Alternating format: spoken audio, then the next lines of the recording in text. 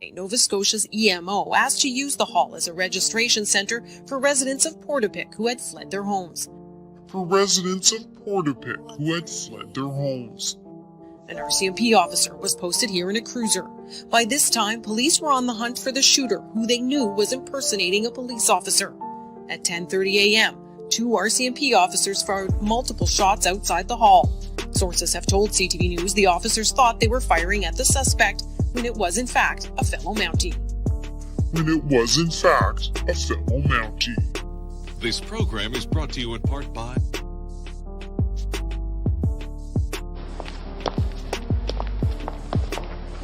Why don't you get yourself some turned-down collars, Poirot? They're much more the thing, you know. The thing, Hastings? Do you think Poirot concerns himself with mere thingness? No.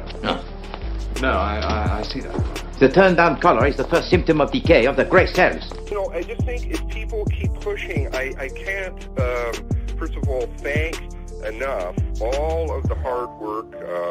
There's 3 fellow YouTubers who are working very, very hard with me on this one. Rage in the Cage, Steve LTT, and Just My Stupid Opinion. Just plugging them, sorry. But they are fantastic guys, really been busting their humps here. And, you know, stepping up to the plate, because there's a certain amount of risk saying certain things. And also, likewise, all of the people who are volunteering information and time, which is, like I said, over on the Discord or sending me anonymously information, it is fantastic. All right, good evening. Now we can talk about something, right? I don't have my stuff organized. It seems like I've taken a lot of time off, but that, funnily enough, isn't the case.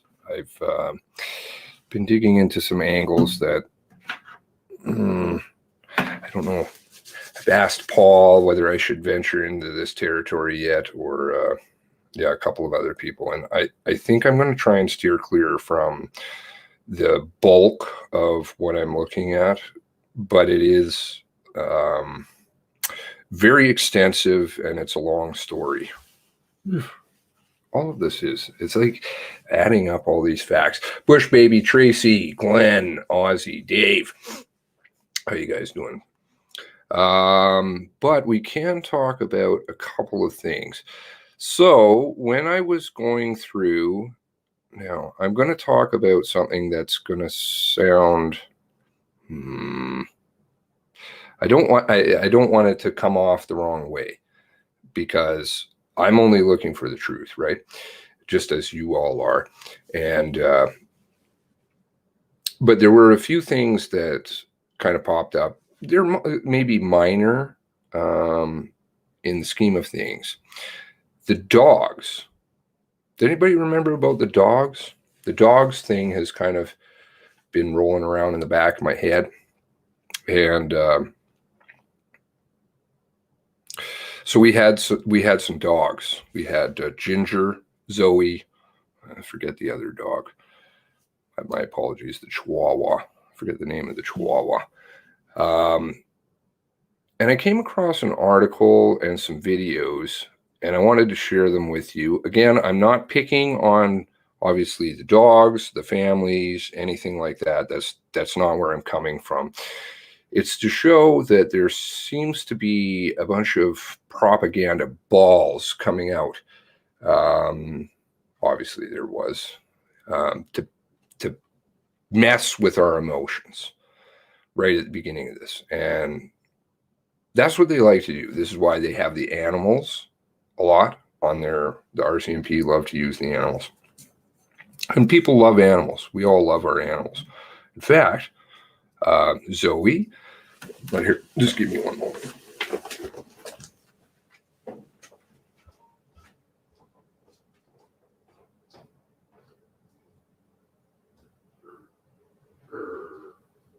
Where are you?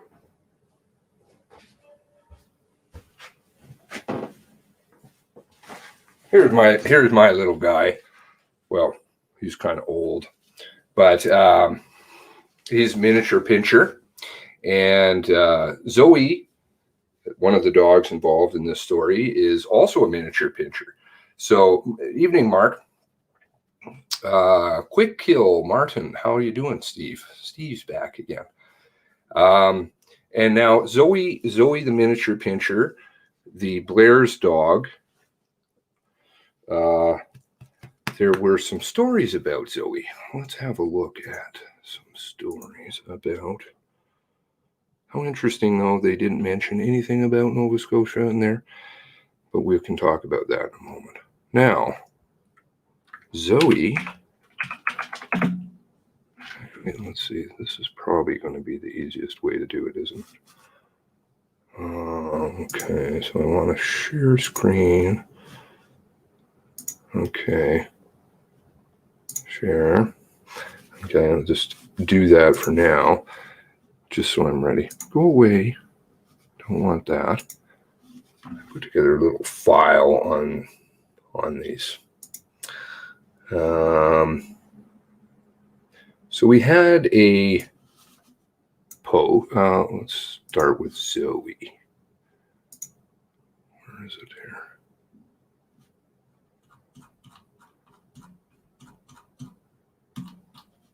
I'm going to play some videos for you. That's Ginger.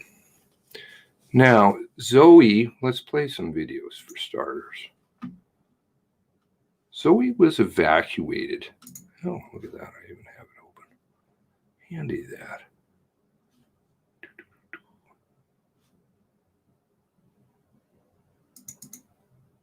I want you to watch these videos and listen very closely. We'll start with this one. Hopefully this is the right one. Oh, wait.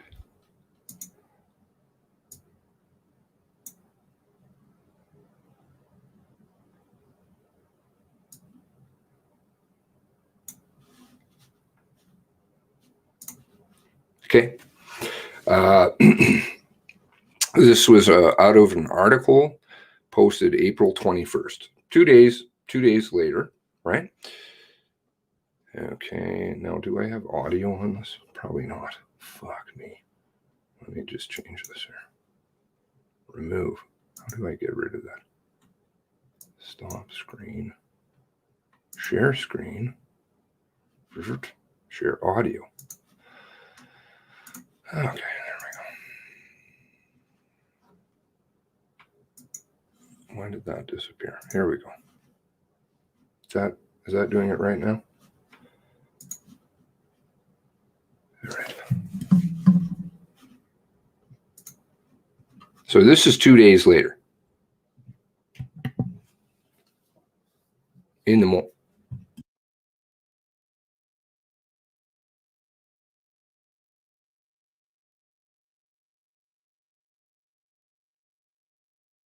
Well, as the chaos was unfolding, the smallest shooting victim was raced to surgery. Carolyn Ray has the story of a beloved family dog and her rescuers. It was Sunday morning when an RCMP officer called the Central Nova Animal Hospital. A small dog had been shot. At the time, I didn't really know what was going on, so you just say, yes, I'll help you out, and you go help out. I was pretty shocked when I first saw it. I've never seen a gunshot wound in a person or an animal. It wasn't before long that 9-year-old Zoey was in their care. They faced a horrible realization. The dog was a client at their clinic. Her parents were Jamie and Greg Blair, who were victims of the massacre. McKay's sons played hockey with their children. Renee held it together a lot better than I did, but she pulled me back together and we did what we had to do. For McKay, saving Zoey was one of the most important moments in her career. She says the dog's recovery is nothing short of a miracle. When the police officer tells you that there's 3 boys that love this dog and they've lost both of their parents and everything else they own, and this is the only thing they have left, you are hoping beyond hope that you can pull out some sort of magic. As word spread, the phones here started ringing off the hook. Countless strangers offered to pay for Zoey's care. That you can pull out some sort of magic. As word spread, the phones here started ringing off the hook. Countless strangers offered to pay for Zoey's care, asking people to donate directly to the Blair family. Amazingly, Zoey isn't the only injured dog who made it. Now that Zoey is back on her feet, she'll spend a few more weeks at the clinic as she heals. Then she's going home. We can't wait to reunite her with her boys. Carolyn Ray, CBC News, Truro.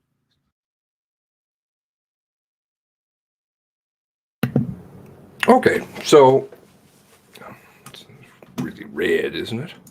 Now,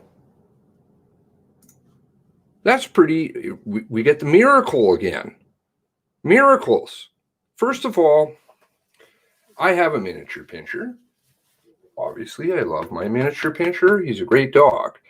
I would never, attack animals. I don't, that's not the thing. I am familiar with guns. I understand if you shoot a dog, what happens to it? It's not running around a day and a half later. Less than that. Running around. Because we can tell by the way that the sun is in the sky, that's probably not filmed in the morning. It was probably filmed the day before, so that's the 20th, so we get under 24 hours, or a little over 24 hours, and you've got a miniature pinscher who's been shot. With 22, a miniature pinscher is going to die. Not going to be running around eating. It's not going to be a miracle. But okay, let's just even say that this is a miracle. Let's play the other video here. Where's that? So there was a couple of things also of note in that I found. They were contacted. She knew the dog. It was a patient of the clinic, right? That's what they said.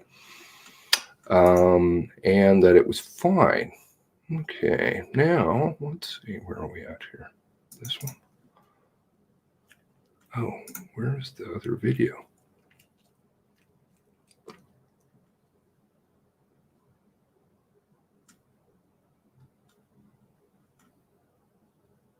Why is the other video missing now? This is not good. We want to highlight a couple for you here. Jamie Lee and... Okay. So here's we want to highlight the propaganda coming out some more. Okay. And obviously, please don't mistaken me. I am not attacking in any way, shape, or form.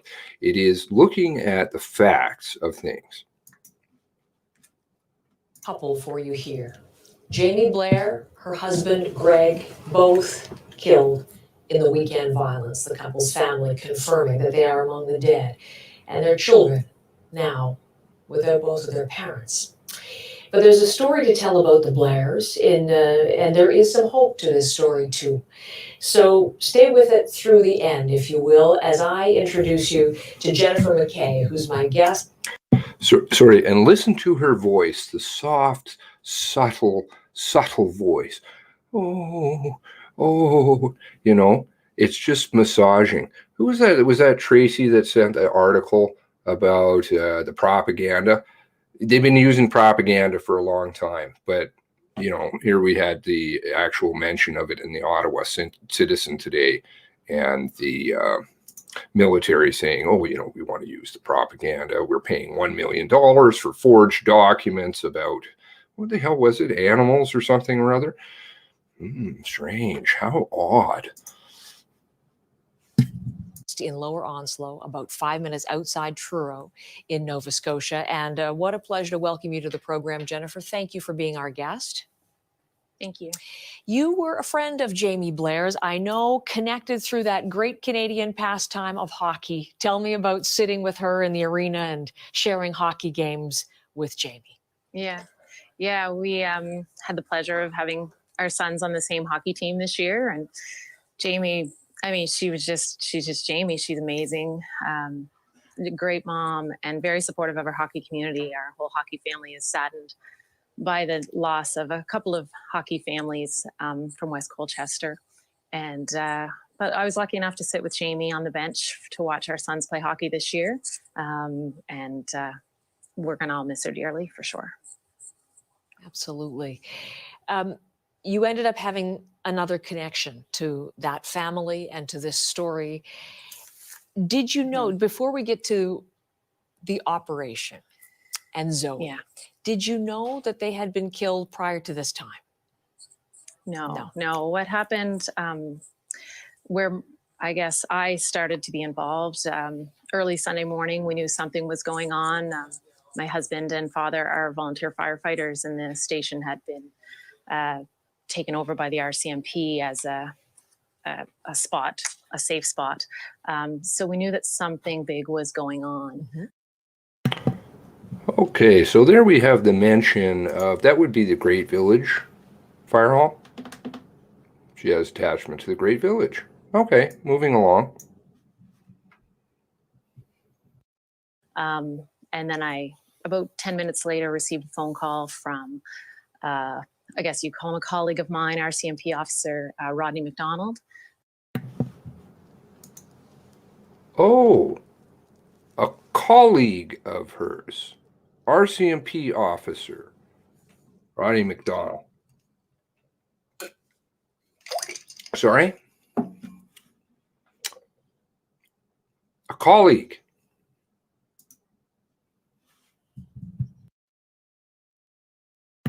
Nothing going on there.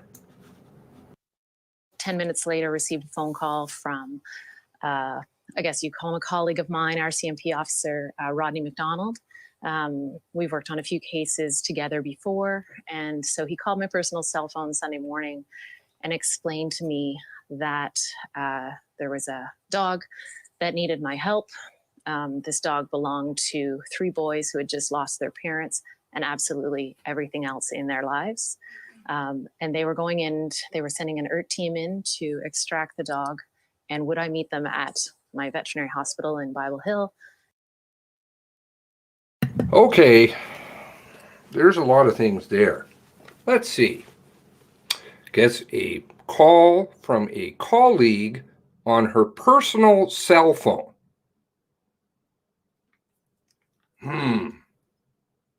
That they're sending an ERT team in to evacuate a dog.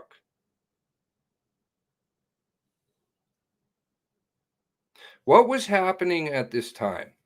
Well, Leon was left to fend for himself. I relayed this story to Leon. I hope I'm not talking out of line. He wasn't very happy at all. We had Lisa evacuated. How convenient. And we had Zoey. Superficial wound, I believe it's referred to in an article. Do you know what else was happening at that time? People were dying.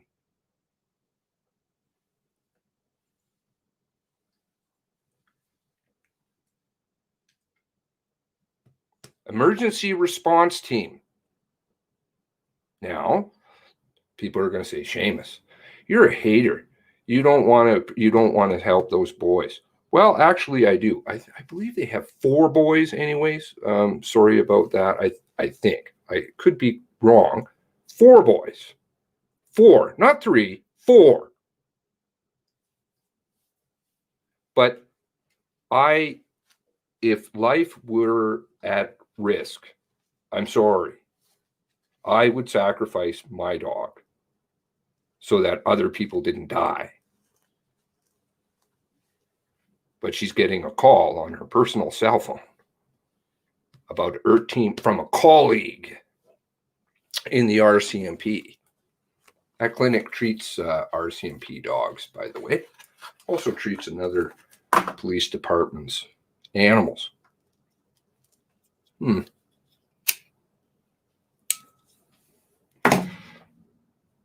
he wants to go somewhere. Now, I hope I'm not talking out of turn, but again, that is a fact. That is a fact. Leon was left to fend for himself. And I don't think Leon, nobody's targeting, either the Blair's children, or Zoey the dog. It has nothing to do with it. What it has to do with is people's lives were in jeopardy, and this is what they chose to roll out. Okay, moving along.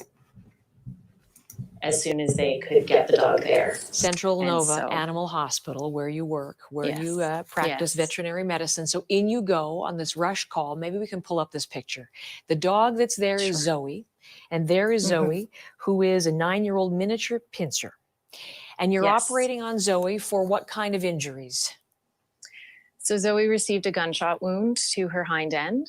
And I got to say, upon hearing that I was dealing with a smaller dog with a gunshot wound coming in, your hope isn't great at this point. So when fire rescue actually delivered her to me, and she was in shock, but alive, I was really pleasantly surprised. And so we took her in. My technician came in with me because due to COVID restrictions, we're very minimal staff as well. So Renee Garbus came in with me, and we headed to surgery pretty much right away after placing our IV line and getting her some support because she had such damage to her hind end from the gunshot wound. And in the middle of this, Hold on a second there. Such damage to her hind end. Gunshot wound to her hind end. Again, not picking. Listen, I'm a proud owner of a miniature pinscher. Proud owner. I love my dog. Everybody loves their animals. I shoot my dog in the back, in the hind end. It's not probably, sadly, very sadly, would not be intact. Let's put it that way. Number one. And number two, it's certainly not running around the next day. Colleague, RCMP, personal cell phone. What's going on here? Are you guys seeing something that I see? Or is it just me being a nasty animal hater? Or are people dying while the ERT team is going in to save a dog? I think it's going to come out how many people were actually down there that night.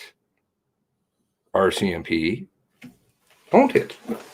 How many members did you have on the ground?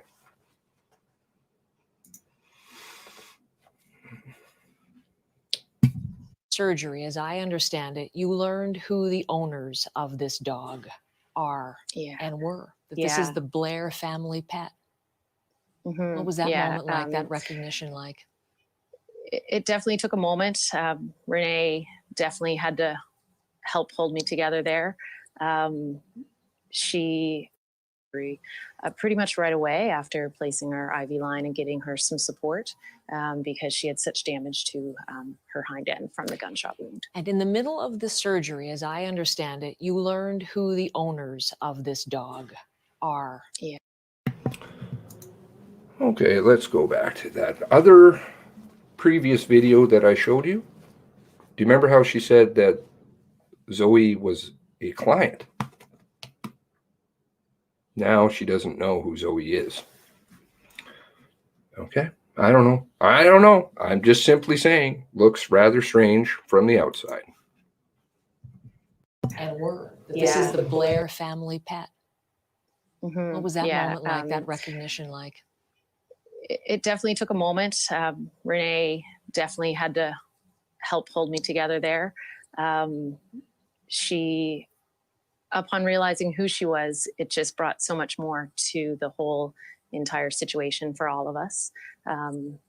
It's pretty tough, but then you have to put yourself in a place where you know that you can do this one good thing for this family, and you hope that that the outcome is good. And in the end, luckily, it was. I'll bet you were not going to lose that dog.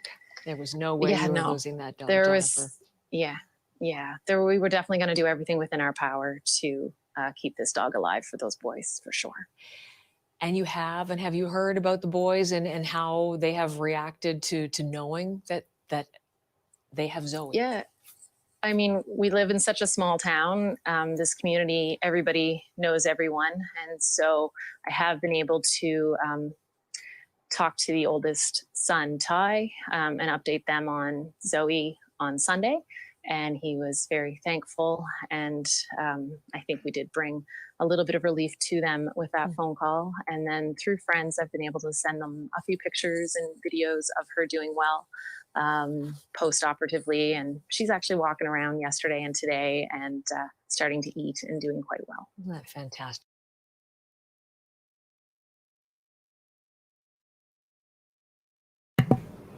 Starting to eat and doing quite well. Massive damage to the hind end. Something in there is not adding up for me.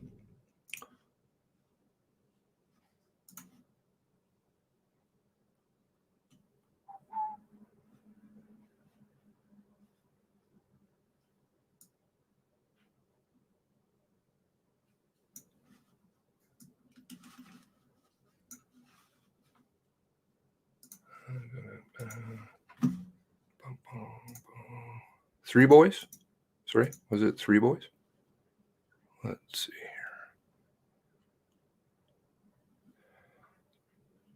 here. Loved so by their boys. Craig, Tyler, Alexander, and Jack. Well, that's four, not three. I don't believe Tyler is the oldest either. But I'm just pointing out, you can get angry at me about it. And I was reticent to even talk about this, but frankly, can you not?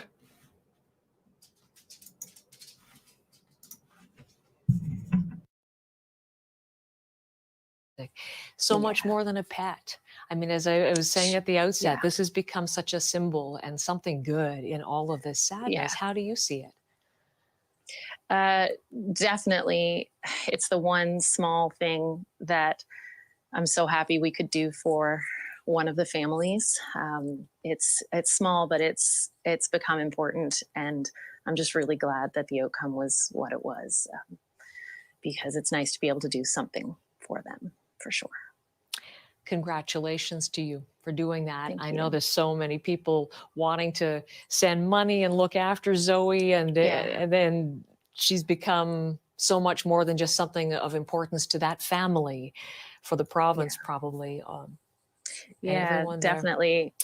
Yeah, definitely. I mean, people are calling, wanting to pay for her bills, and of course, there is no bill, but I do encourage people, if they want to do something, the Blair family has set up a GoFundMe page for the kids. Just throw your money that way. Help the kids, help the families, help those that are remaining, because they're going to need a lot of help going forward. So. Yours is a beautiful story, the connection to this and the hope and some joy you brought to that family in so much tragic circumstance. Thanks, Jennifer McKay. Nice to meet you, and thank you. Thank you. All right. Thank you very much. Okay. Am I going to be enemy number one now? They sent out messages about Nova Scotia and how everything was so horrible, and obviously, and stand strong, but there was no mention of the dog. And then all of a sudden there's mention of the dog. Okay. Just saying. One interesting note. Now, let's go to Ginger. Oh, okay, right. We're just so that we also get some more background. I try and archive all my stuff. Here's Zoey again. Compassionate RCMP officer, member, right? Apparently, rushed to the hospital by Constable Rodney McDonald. Who was dying at this point? Oh, several people. Several people were dying. I think Constable Rodney McDonald could be doing other things with his time, because it was described as a superficial, lengthy surgery in this article. Lengthy surgery. Is this it? Let's see here. Oh, yes. Constable McDonald's been in trouble before. Looks like he was fired, possibly from Amherst. Dog that survived shooting rampage expected to make full recovery. 6:59 in the morning. Okay. Wound to the hind quarters. Do I have the article that says the superficial? Nova Scotia vet saves dog that belonged to a friend in Nova Scotia shooting. Again, I don't know. I don't know if it's another hockey mom or a friend. I haven't quite got that one figured out.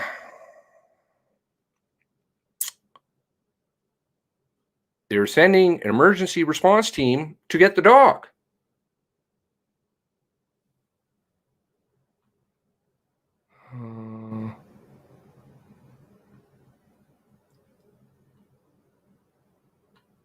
Doing quite well. Okay. Now,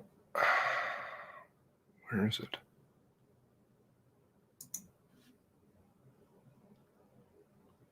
I don't want to move on to.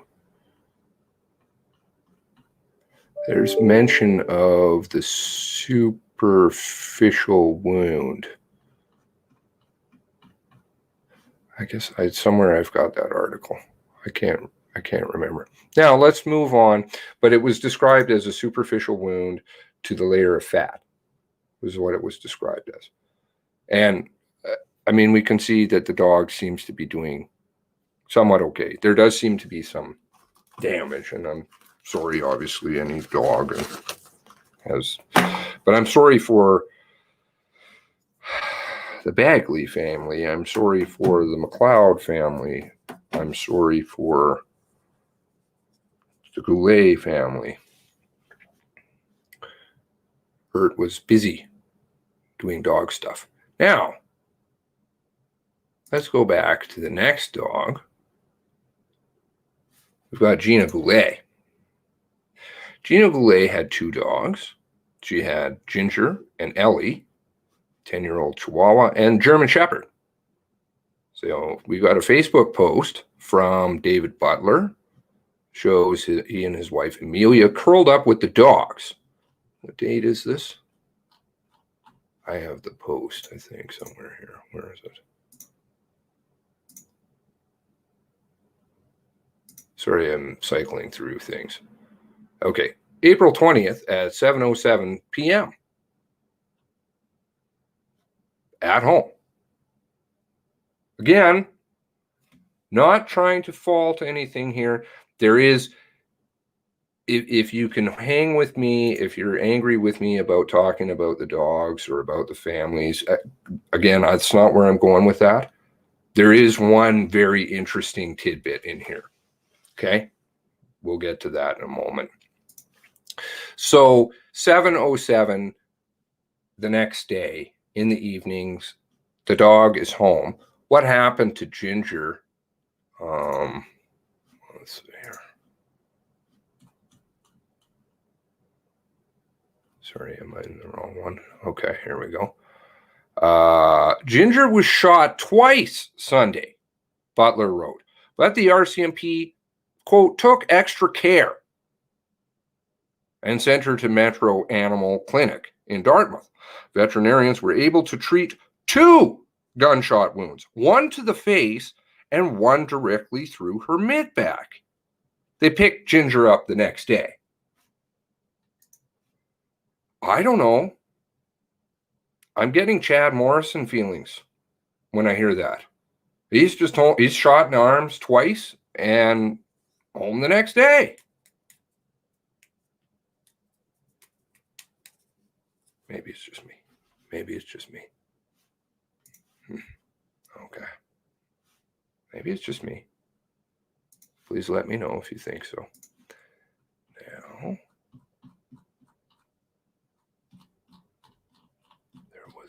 one little tidbit. Where's that? Okay, here we go. Sorry, about Zoey. Here we go. She says the bullet appears to have sheared off the top layer of the dog's skin and fat, but didn't penetrate. I thought it was a lengthy surgery, devastating wound. And here she is saying, well, it just sheared off a little top of the skin. Again, I'm not picking on animals. I'm not picking on them. I'm trying to say the truth.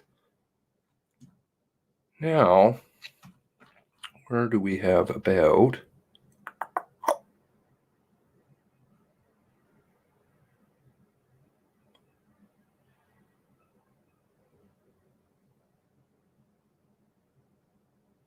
There we go.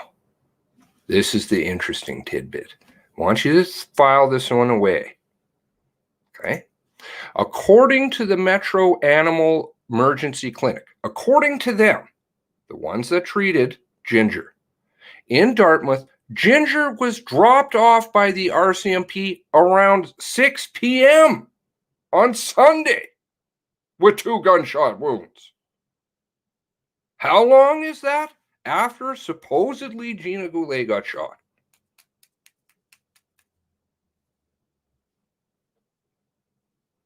Seven hours?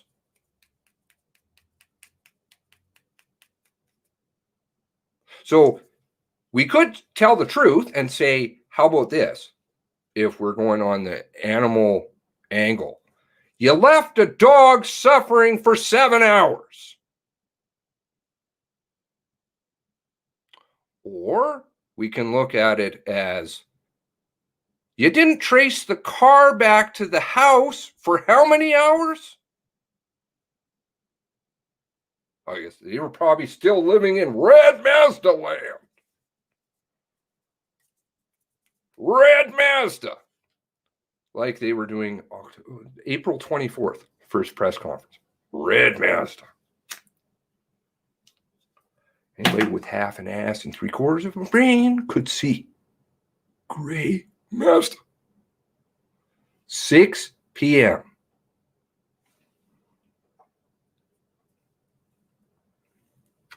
Does somebody see a problem with that?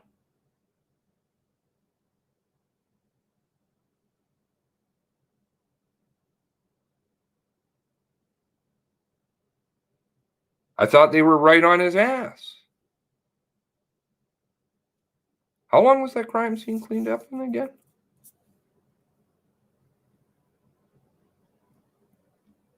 She was brought in by the RCMP with a wound to her face, and there was one to her back as well, said the emergency hospital manager, Chris Blunt, in an interview with CTV News. Was considered significant with dental and jaw damage that required surgery. It does look not that great, I will say. But the dog's going home.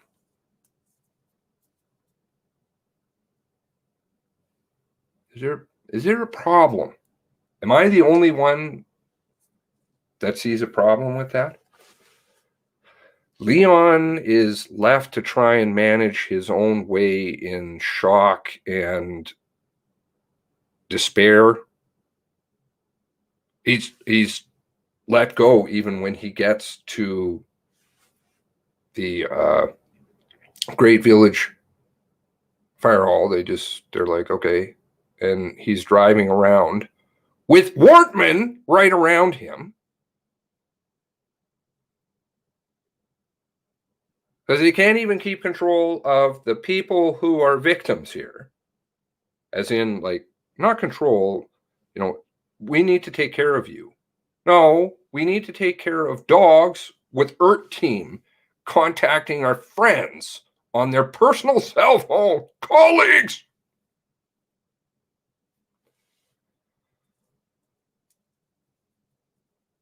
And still they're posting pictures of the dogs. What is it? The Laker, the person who owns the Laker, knee pads, big time knee pads with RCMP. A lot of the pictures come from Laker Boy. 6 p.m. Kind of not adding up here. Not adding up in my mind. Like, lots of it. Okay, so there we go. There's dogs. I'm sure that there's lots of interesting things with the 6 p.m. number. And that's not 6 p.m. from some hullabaloo. That's 6 p.m. according to the clinic.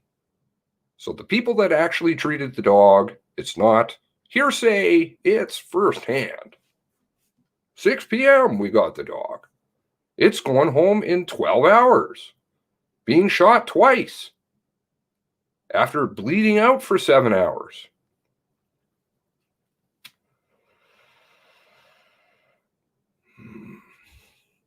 Something not right with that. Something not right. Now, another thing I wanted to discuss, which I don't have it organized as per usual, was the timeline of what happened subsequently to, and the actions, the counteractions by the RCMP to certain events that have happened here. Now, some of this may sound tinfoil. The last part for sure. But I've shot it by a few people who are non-tinfoily. We'll get to that one. Let's deal with, when was the first warrant release? When was that? That was May 19th? May 19th? May 18th? May 19th, I believe. Right? That was the first warrant release.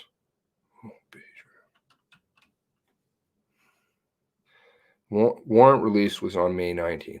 What else happened in that time frame? I talked about, there were 3 key events that happened all in that same time frame.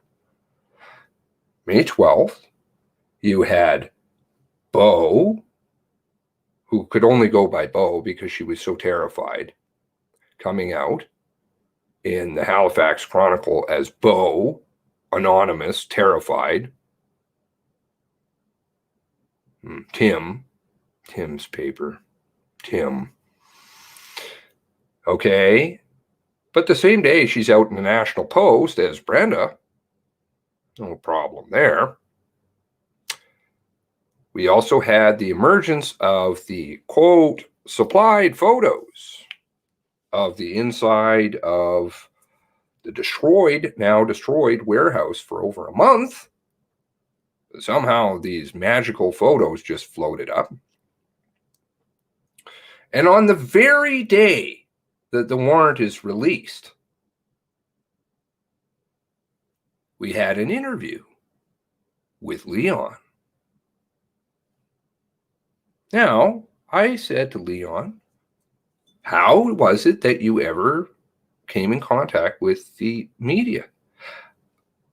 Please, if I'm wrong, correct me, Leon, but he said to me, well, I was contacted by the media. And I said, when was that? He gave me the individual's name. I'm not going to repeat it. Contacted him about 10 days. He was a bit unsure, but about 10 days prior to the interview airing. But they waited until the very day that the warrant dropped to drop the Leon interview, to which they kind of left out some details that Leon said in the interview that he had with us, right? His observations, they left those out, but they painted a very good picture of escaping from back of police cars and restrained and beaten up and all this other stuff. So they'd already painted the narrative.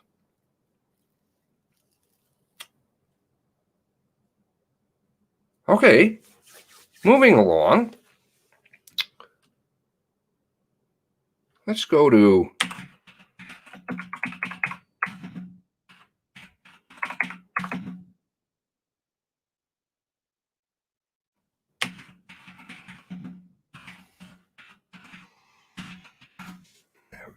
the way, of course, but let's see here.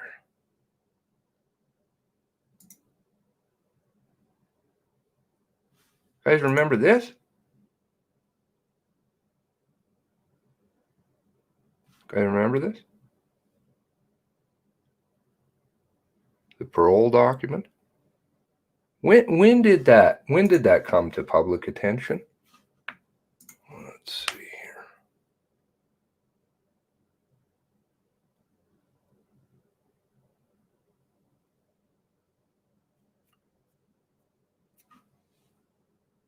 It was the same day, or right around the warrants, August 20th. Is that August 20th?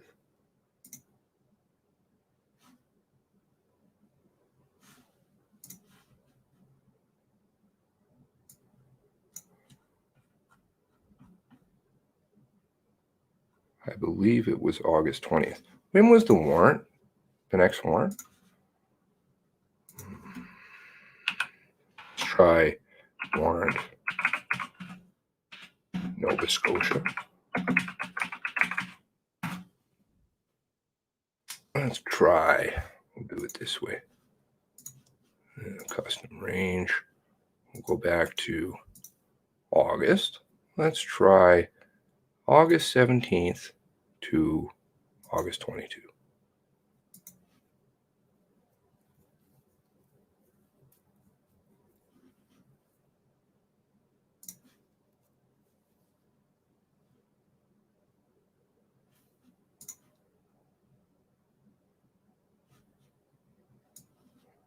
Oh, this is not it. The warrant came out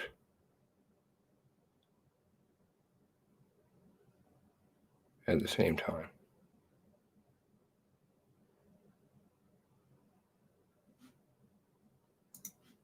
Right?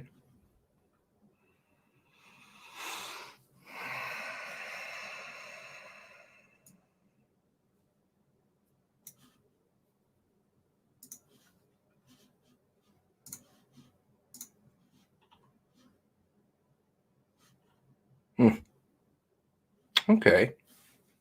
Move, counter move. Move, counter move. Or is it just set up? Look here. It's Peter Allen Gabriel, though, that Mexican mafia guy.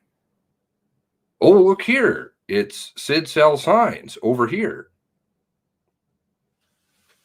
Really? Why do you keep doing that? And then when you release a warrant and they're staggered over time. Judicial review. Halfpenny Macquarie. And the most bombshell of the warrants came out when? I don't have the dates with me, unfortunately.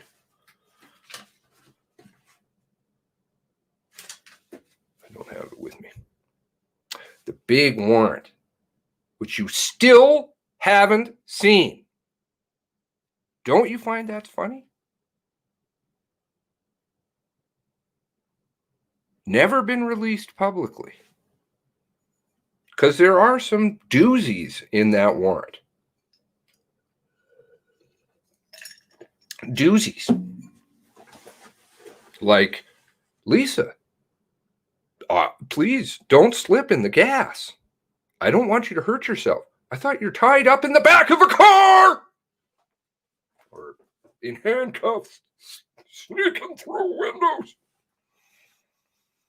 Cages. Yeah. Or were you never restrained? Was that all a bunch of bullshit? Because you certainly don't say, don't fall down in the gas. I'm worried about you hurting yourself to somebody that you're abusing. Do you?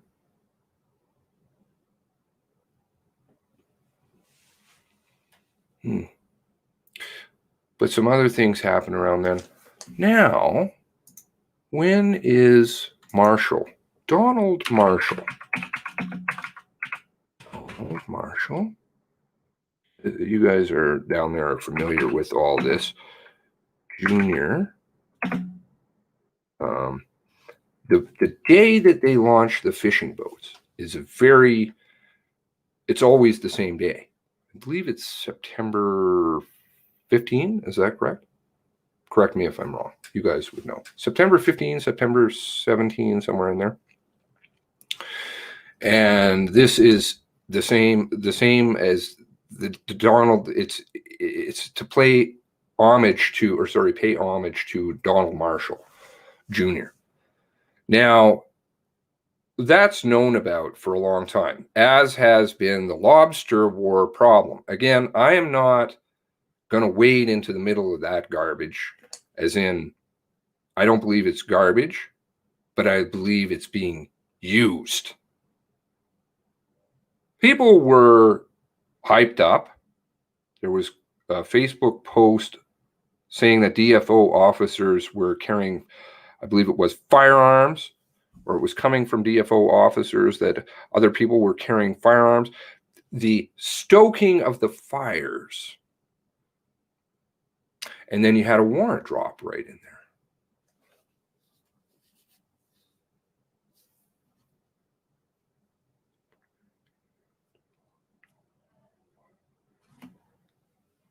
Okay. Now we can look at another thing, which is very interesting. So, of course, that took people very much off track and into the lobster stuff, which is a major problem. But it's a problem that's 21 years old, as to my understanding. 21 years old. Not a new problem. Something that the government has chose to sit on their ass and not really deal with. But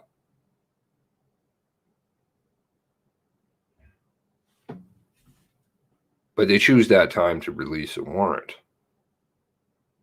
Right when it gets fired up and all started. Convenient? It's always a convenient time. Now, RCMP releases surveillance video of persons of interest connected to the fisheries fire. Video.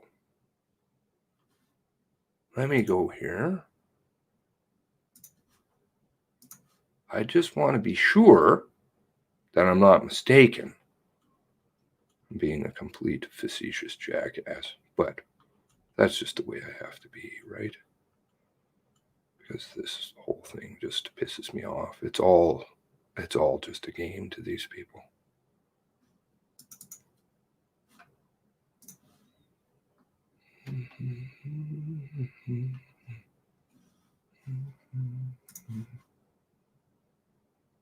How many videos did we get again?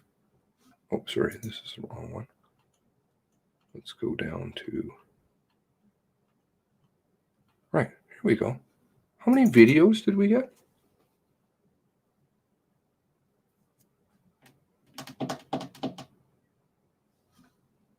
Oh, that's not a video. Oh, that's not a video. Oh, we don't need this. Is not video. This is nice, clean clothes.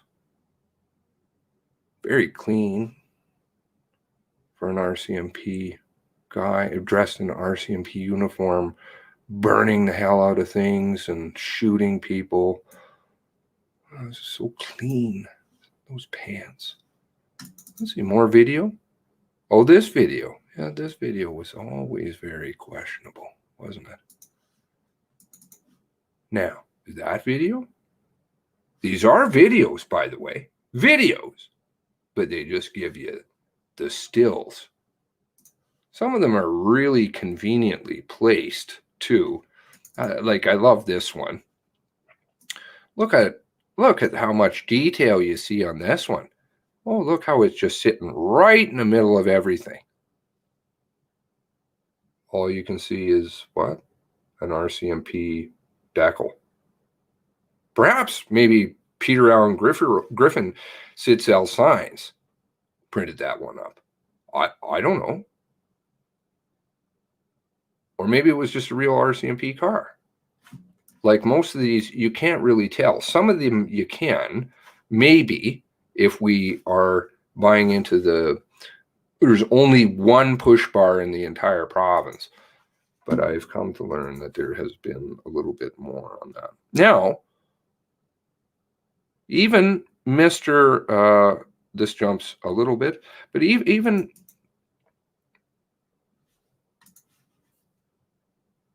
I talked about this way back when, and I've talked about it a few times.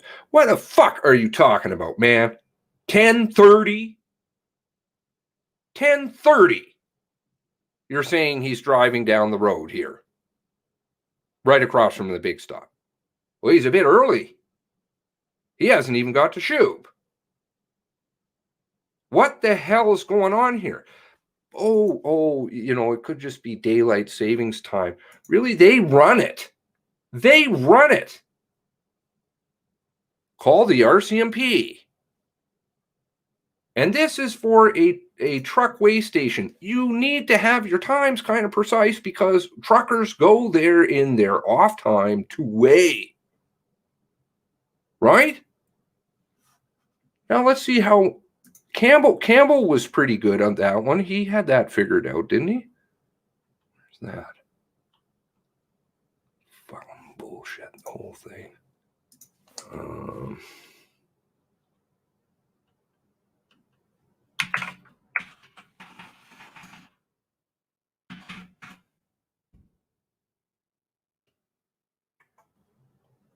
Oh no. That was the wrong search to do. Came up with a few things there, didn't I?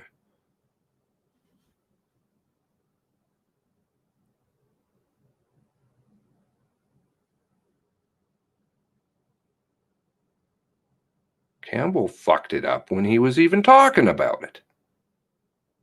You can still go back to this time, at this time, I believe, and put on the closed captions and actually see it.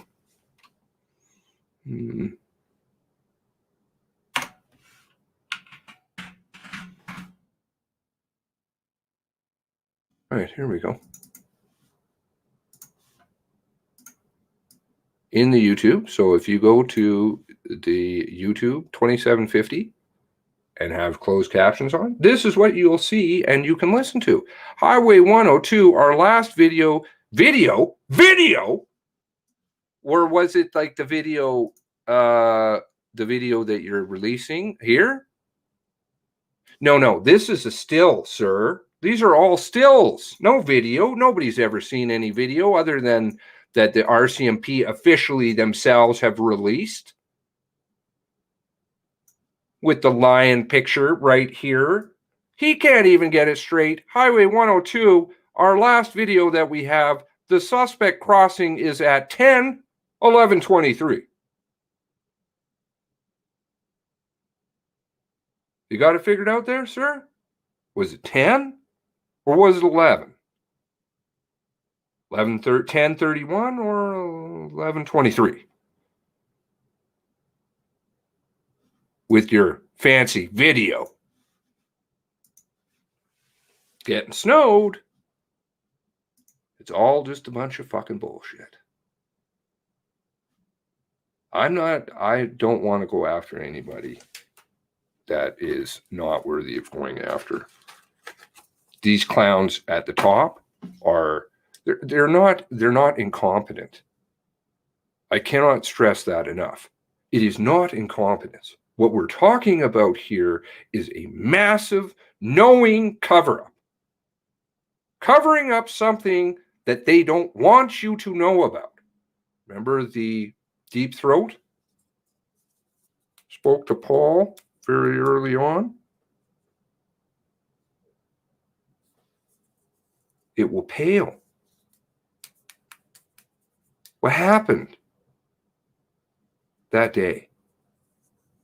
And frankly, some of the stuff I'm coming across absolutely leans that way.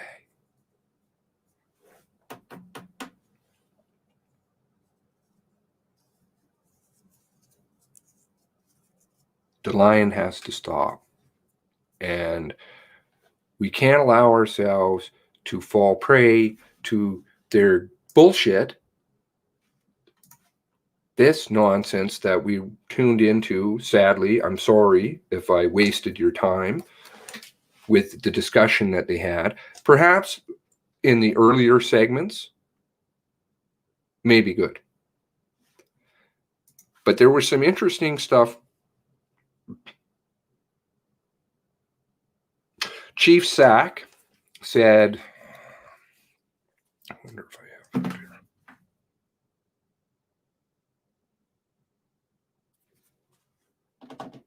He said in an interview with CTV, see how can I find that?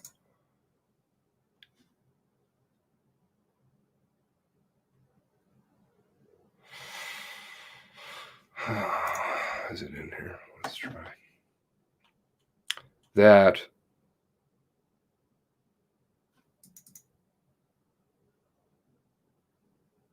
no, that's not it.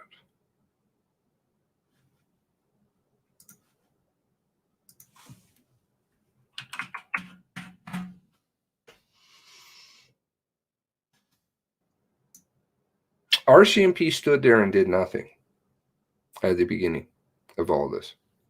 What's calling now in the background? Warrant, right?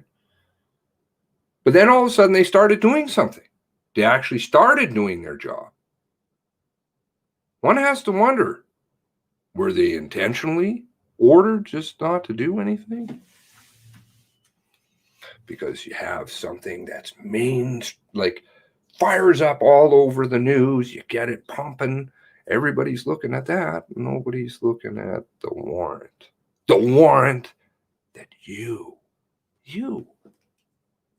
most people, have never seen the last one. 91 pages. Where is it? 94.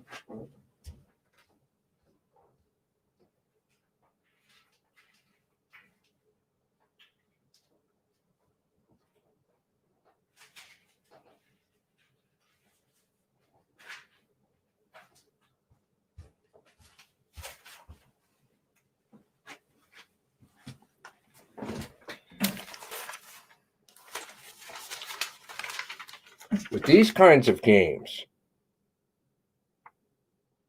do you know what that stands for?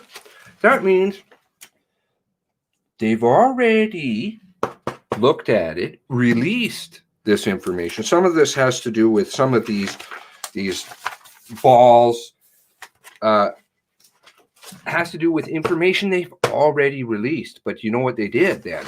They went back and redacted it. So you're not supposed to follow along. You're not supposed to understand.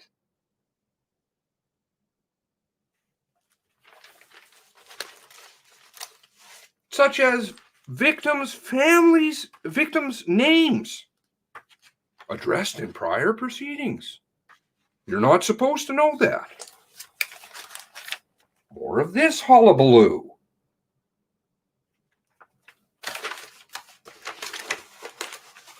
Lots of good stuff in here, though. But you know what? Have you seen it? Do you know this here is your property? Anything that is in the court is your property. You, Little Miss So. You, Ozzy. You, Quick Kill Martin. Tracy, Paul, all of you, this is your property. You own it. Have you seen it? No. How long has it been out now? Oh, a month and a half. Jack, he got you fired up. God only knows. I'm praying, quite legitimately, that the mainstream media will decide somewhere in here to tell the truth. With the Fifth Estate, with W5 doing something apparently global, maybe. But I think, given the course of action that I have seen thus far, it is not so. Equally, you have the messages sent out. You had one. Again, these are more of them. When the video drops, and Paul and Stephen write the article in McLean's, immediately Darren picks up the phone. Hey, Quan, over there in Vancouver, where he used to be based. Toronto Star in Vancouver. The guys from Nova Scotia phoning the RCMP, who never talked to anybody. And they use who as a source in that? Let's see if we can find that. Quan Campbell, RCMP.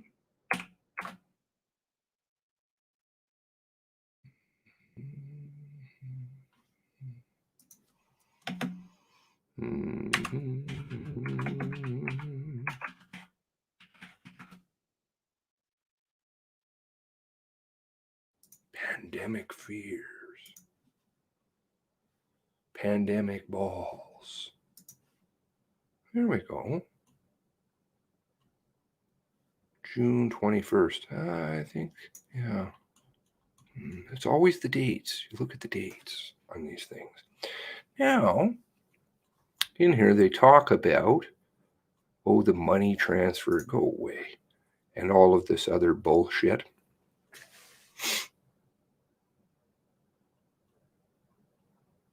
And what is he stockpiling? But it was never pre-planned, but it was pre-planned.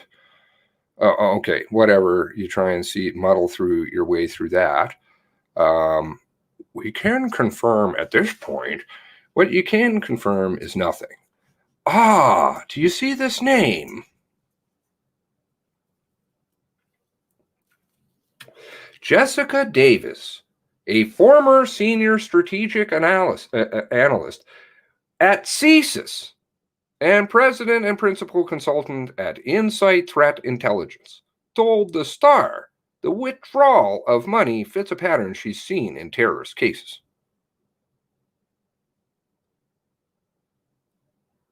Oh, God. Davis said it was curious to know more about why Wortman chose to withdraw cash through the Brinks Depot, calling it unusual. Oops, your source is not very good. Now, has Jessica Davis ever appeared in this story again? I believe she has. CSIS, your spy agency. Let's see. Remember that big, prolonged period of time where Paul didn't get an article? Remember that? And then suddenly, Tim tanked him? You remember that? This is convenient timing, by the way. Timing again. Tim. Okay.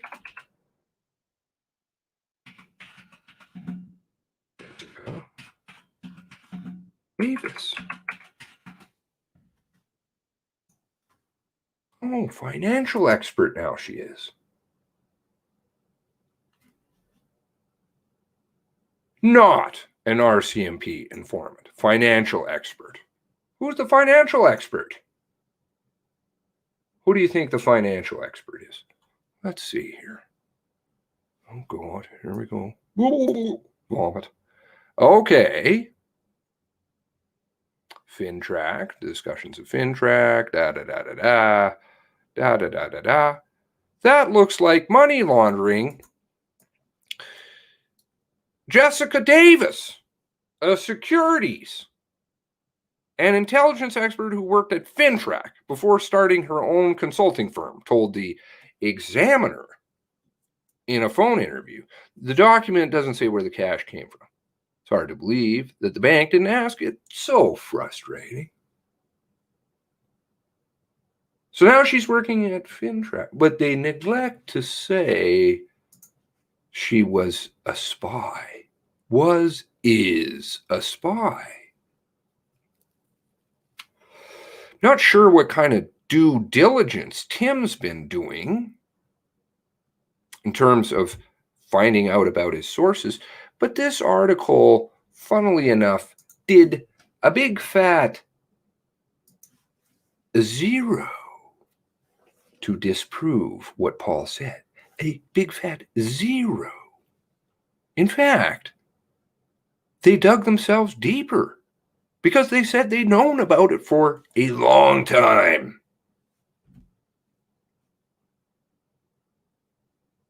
The quote-unquote red flags. Over a year, but they did nothing about it. Or did they? Because it was only afterward that it came out that they did. Where was this here?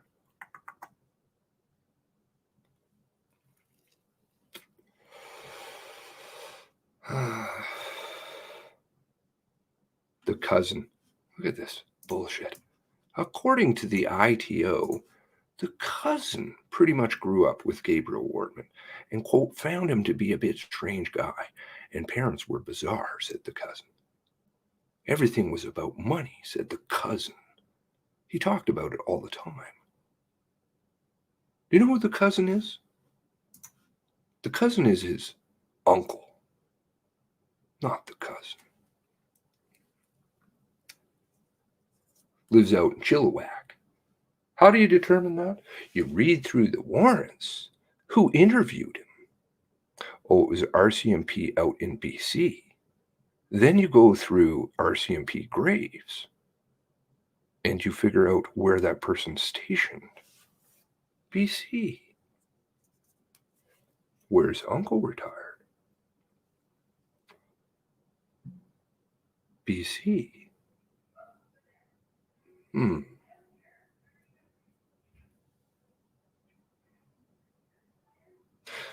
I really wish I could just share like my mind. But you can't. Like, you have to stick yourself into this garbage for full time to see it. But it is unbelievable the lies that have been perpetrated on everybody, including the families, right to their face. They fish them for details at question and answer periods that they're supposed to be answering questions. Oh no, they're wanting to know what the families know. That's scary. We can't answer any of your questions because that would be too traumatic for you. They just sit there and take notes of the questions that they are asked because they want to know what the families know.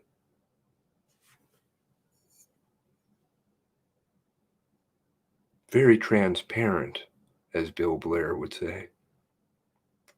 Very racist, that 6-foot wall, as Lucky would say. Now,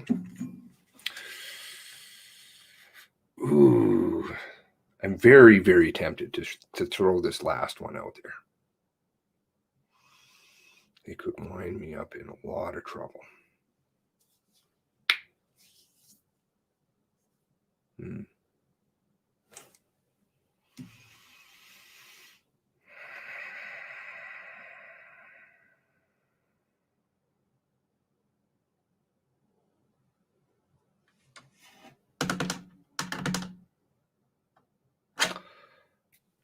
let's start it with this.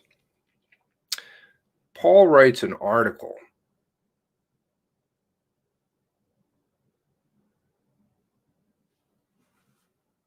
he wrote an article about what happened in New Brunswick. Do you remember that?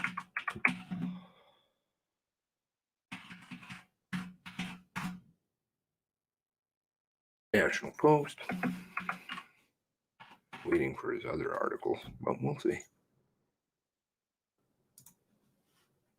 Remember this article? I'll leave the link. I'll drop it.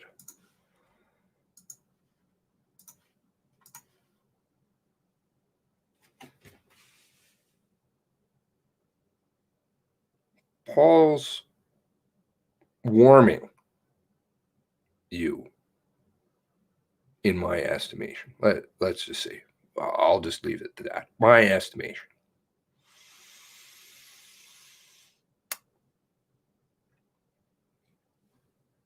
About something.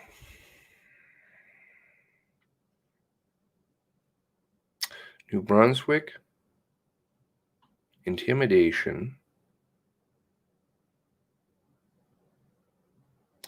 police informants,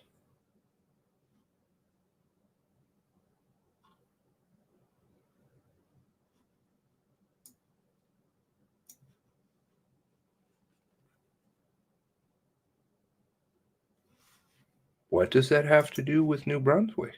Or sorry, Nova Scotia and the shootings? This was all New Brunswick. Now, how does the RCMP react to that? It was an article about an old story.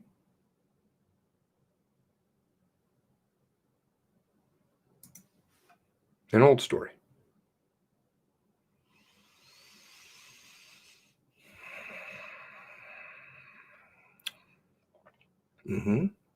Let's see if I can find their exact reaction. Oops. Excuse me.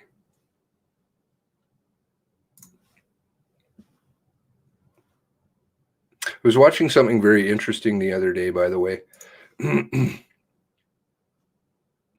YouTube removes videos. They do all this very interesting stuff. This is on a side note, totally an aside. My brain works like that. And I appreciate people that have still will listen, because I think very differently. I was watching a video by Richie from Boston. You can agree, not agree. I'm not saying any of that. What he had in the video, though, was he was playing a video, an old video of his in the background. And he said, listen to what I was showing you. And then it started doing, and I was like, oh shit, they cut everything out. And then he's like, you get the idea. That's what he said. Listen to what I have to say back then. And then there's like a bunch of, he's over here next second. And then he's like this the next second. And then he says, you get the idea. They chopped his video and cut it out. And I don't even know if he knows about that. I left him a comment about it. But this is what they do. I have no idea, funnily enough, if they do it to my videos or other YouTubers. I would assume the answer is yes, not necessarily on me. I would think probably there is bits and pieces they probably don't want. But the fact that they're going through, not just using their, voice recognition and the closed captioning garbage and all that, and, looking for the keywords and banning the video, but they're actually cutting the videos and editing them themselves. And YouTubers, I don't think, even know that. How would you even know? Unless you had hard copies of your stuff, which I appreciate if people download my videos, and then you can go and put them up wherever the hell you want. You can do whatever you want with them. Unless a YouTuber went back and actually watched their stuff. Would they see it? They would have to see it then. Because people make a video, they put it out, and they leave it there. They trust that it's going to be fine. Because before it would just be, oh, we're going to ban the video. What is this goof's name again? Head of New Brunswick RCMP. Back to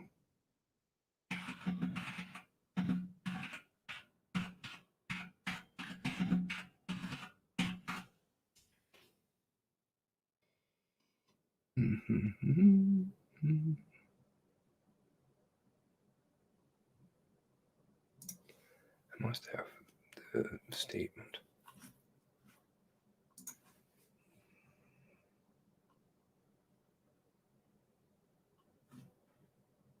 Tremblay. Mom. It's like, mom. Yeah, I better not say that. This fellow. Tremblay. Now, Larry Tremblay had a statement about the Paul Palango article as soon as it came out. He had a gigantic shit. Let's see if I can find it.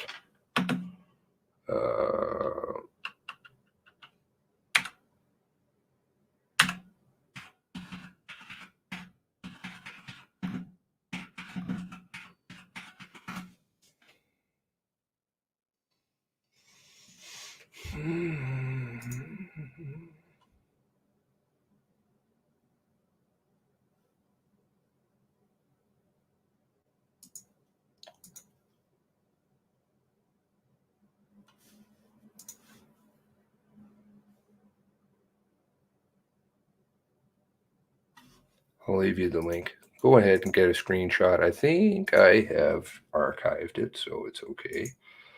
Better make sure, though. I often all this garbage and they delete. I wish to address a recently published media story. Again, not referring to what that is. What's the date on here? October 13th? Let's see. When did Paul publish? Oh, Mr. Tremblay. The next day. The very next day. He has a big shit. A big shit. About an old story? Why would you care? I wish to address a recently published media story that attempts to make connections between several high-profile investigations involving the RCMP in New Brunswick. This story contains this random story that's unnamed, contains many inaccuracies and misinformation. Sounds like it's something coming from them. More disheartening, it's an attempt to sensationalize a tragic event and to create unnecessary fear. That'd be like them turning on the emergency warning for construction sites. Construction sites! Emergency alerts! And then you had Leather at the press conference saying, it's your fault we didn't use it. Do you see what happened? You panicked. Of course people panicked. You left a mass shooter running around and then you turn it on, you fucking idiots. More disheartening, it is an attempt to sensationalize a tragic event and to create unnecessary fear for the sake of a story. Really? Police investigations can be complex, fluid, dynamic. Oops, sorry, it doesn't say that. And can take time. I know people want answers when disturbing and violent acts are committed in their communities, and the RCMP is what? Oh, committed to 6-foot walls, racism, lobster wars, high-level intelligence games, smurfing, fucking lying, deceit, word salad languaging, traumatizing families for months and months and months, province, and the country. Because they traumatize Absolutely fucking everyone. On purpose. They even go so far to make themselves look bad. Really bad. So that you just say, oh, sorry about you, poor dumb RCMP. You could never do anything wrong. You're just stupid. And they want you to destroy them. They want to destroy themselves. Nobody sits up there and starts coming up with all of the stuff they're coming up with. We have systemic racism everywhere. Paulson. Oh my God, I can't even begin on Paulson and Ortiz and his dirty trash.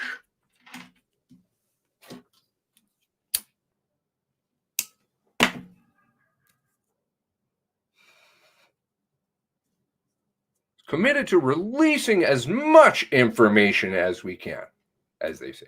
As much information as we can. Is that like the video stills? Is it blurry and shitty?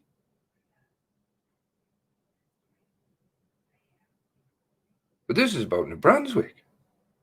Why is New Brunswick having a problem with this? The head of New Brunswick RCMP, the very next day, about an old story. At the same time, we must protect ongoing investigations and future court proceedings. How much do you have to get flooded with this drivel? Drivel. They need to be shamed, identified. You're using drivel. We don't listen to drivel. We're intelligent over here. Yes, but we're transparent. No, you're liars, and you throw drivel and propaganda and all kinds of shit everybody's way, and then try and say, well, it's either your fault, it's an ongoing investigation, it's everything else but what the story really is about. The one they don't want you to know. You know?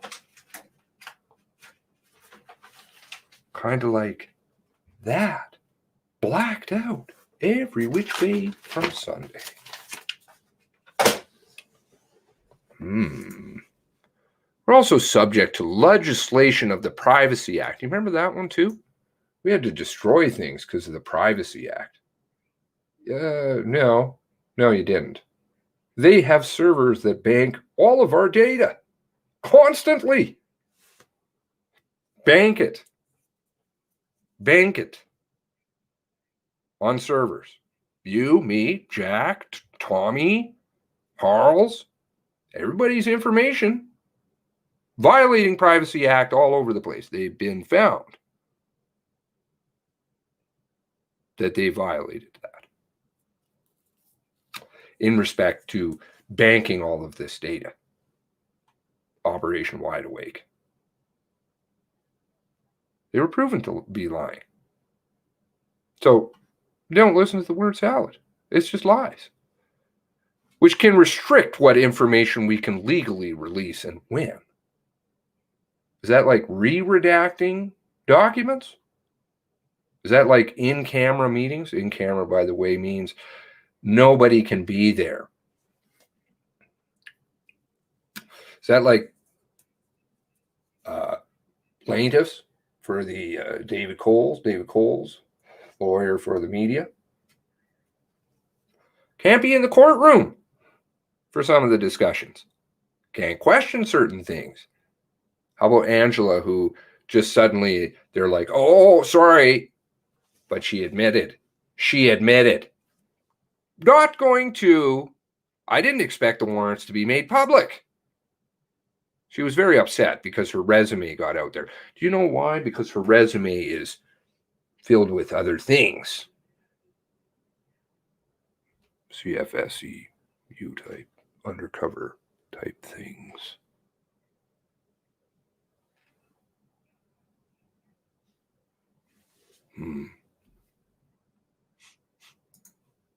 Media play an important role in our society. They can inform the public. They inform the public. They challenge the status quo and traditional narratives. More fucking gobbledygook narratives. Traditional narratives. They ignite and foster dialogue. You ignite buildings with your operations. People die. Real people. Dogs go, I don't know, home. Police officers get shot multiple times, go home the next day, the very next day, and foster dialogue on important subjects. Our relationships with most journalists are based on mutual respect and professionalism. Oh, so now you're going to start using the ad hominem attacks?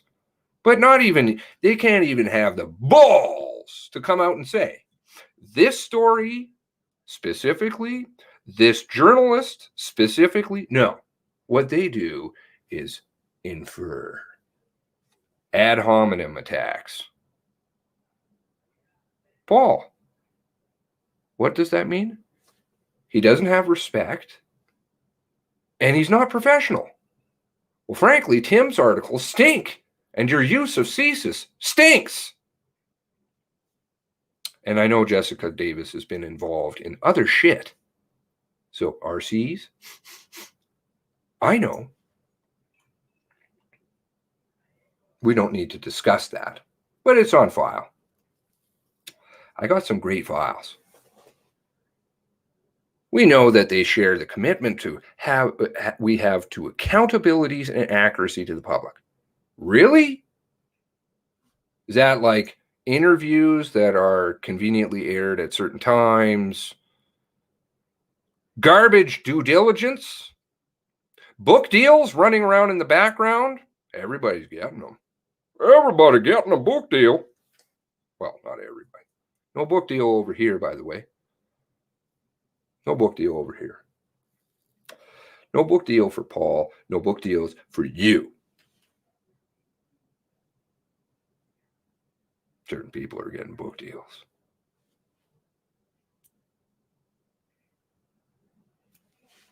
Four people. Strange. They all seem to help with the story, the narrative. You know, they share the same commitment to accountability and accuracy to the public. Is that like accurate photo stills that are fuzzy, that are crap? As opposed to videos, which you clearly don't seem to have a problem issuing the video, do you? Do you have a problem issuing video? No, you don't. Weird. How weird. Because it's going to, traumatize people to see a car driving through the screen and off screen? That's going to traumatize people. What is it going to do? Or maybe they might see things. Maybe they might start to put pieces together. 10, 11, 23. Fuck nut. Fuck nut. Fuck nut.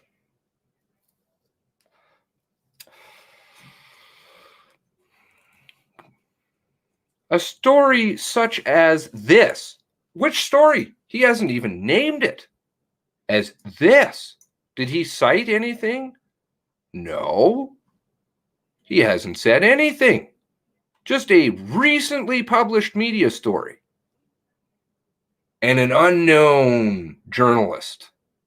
A story such as this undermines the foundation and breeds misinformation and distrust. Frankly, I call that transposing. I think you're causing misinformation. I don't think. I know misinformation and distrust comes from you. Tremblay, Bombay, whatever you want to call yourself. To the members of the public, please carefully consider the stories you read. Oh, do not read. We don't want you reading. Please disregard unknown article by unsaid author, because you might start to find what really was happening on the 18th and 19th. And it might be much, much, much, much, much bigger. Decades old. The accuracy of the information presented and the source providing it. Most importantly, please consider what you choose to believe. Well, this statement, frankly, I agree. Please do your due diligence. Please find the sources. Read them.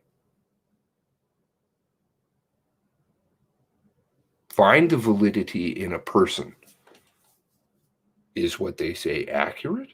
Is what they say true? Have they misled you and lied to you?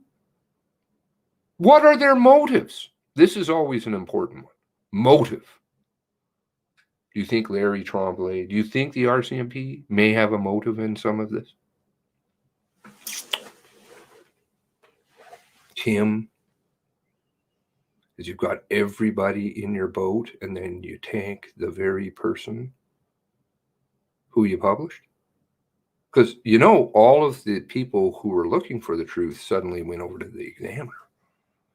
And then you torpedo them using a CSIS agent. Disgusting. That's not journalism. That's foul. That's called propaganda. Kind of like that article. You might as well have a quick look at that. Where was that again? Thank you, Tracy, for sharing it. I had something similar on file to this. I better close some of these tabs. I have to be careful. I don't want stuff necessarily getting out at this point. Better to keep some of these things in our back pocket so we can just fire off salvos. I've got a few. Canadian military wants to establish new organization to use the propaganda and other techniques to influence Canadians.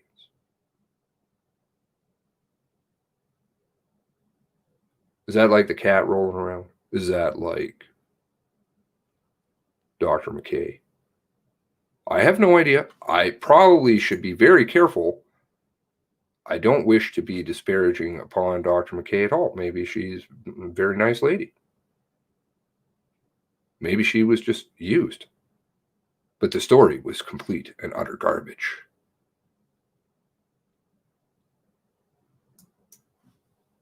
Canadian Forces wants to establish a new organization. Oh, good. That will use propaganda and other techniques to influence attitudes, beliefs, and behaviors of Canadians, according to documents obtained by this newspaper. The plan comes on the heels of Canadian Forces spending more than $1 million. I think my hat actually is good. I want my $1 million. I want my underwear back.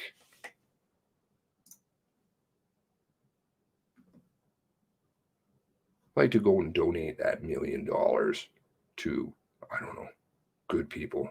How about this one's going to get, I mean, I should be careful because it's, you wade into these fucking fake Hegelian dialectic created garbage, but I absolutely do not want people living in my country, such as people who live on reserves, not having potable water for decades. Disgusting. Everybody should have clean drinking water. Let's take the $1 million, put it there. Let's start with that one. Stay fucked up programs. $1 million to train public affairs officers on behavioral modification techniques. Oh, this sounds like Bezmenov. Bezmenov! Of the same sort used by a patent firm, Cambridge Analytica. Oh, God, don't get me started on that. You scratch the surface, and then it goes to something else, and then to something else, and something else underneath it. And it totally isn't what it appears to be. As well as controversial and bizarre propaganda training mission in the military forged letters from Nova Scotia government to warn the public that wolves were wandering around the province. Like, you don't need to traumatize them enough. Really? Really?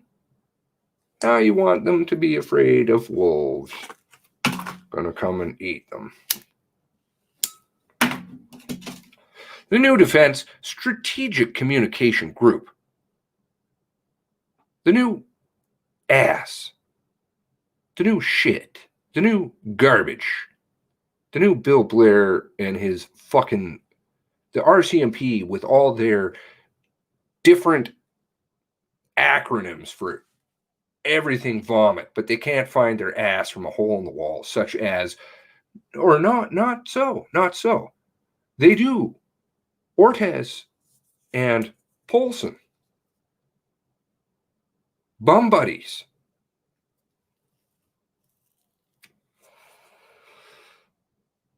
Did I ever show you that? Ortiz? Paulson's new wife? Fuck, I dropped so much stuff. See, and this is the thing. I was talking to Polly. She's like, Seamus, you need to keep things short. You need to keep things concise. I'm like, I don't know how to do that. I honestly don't.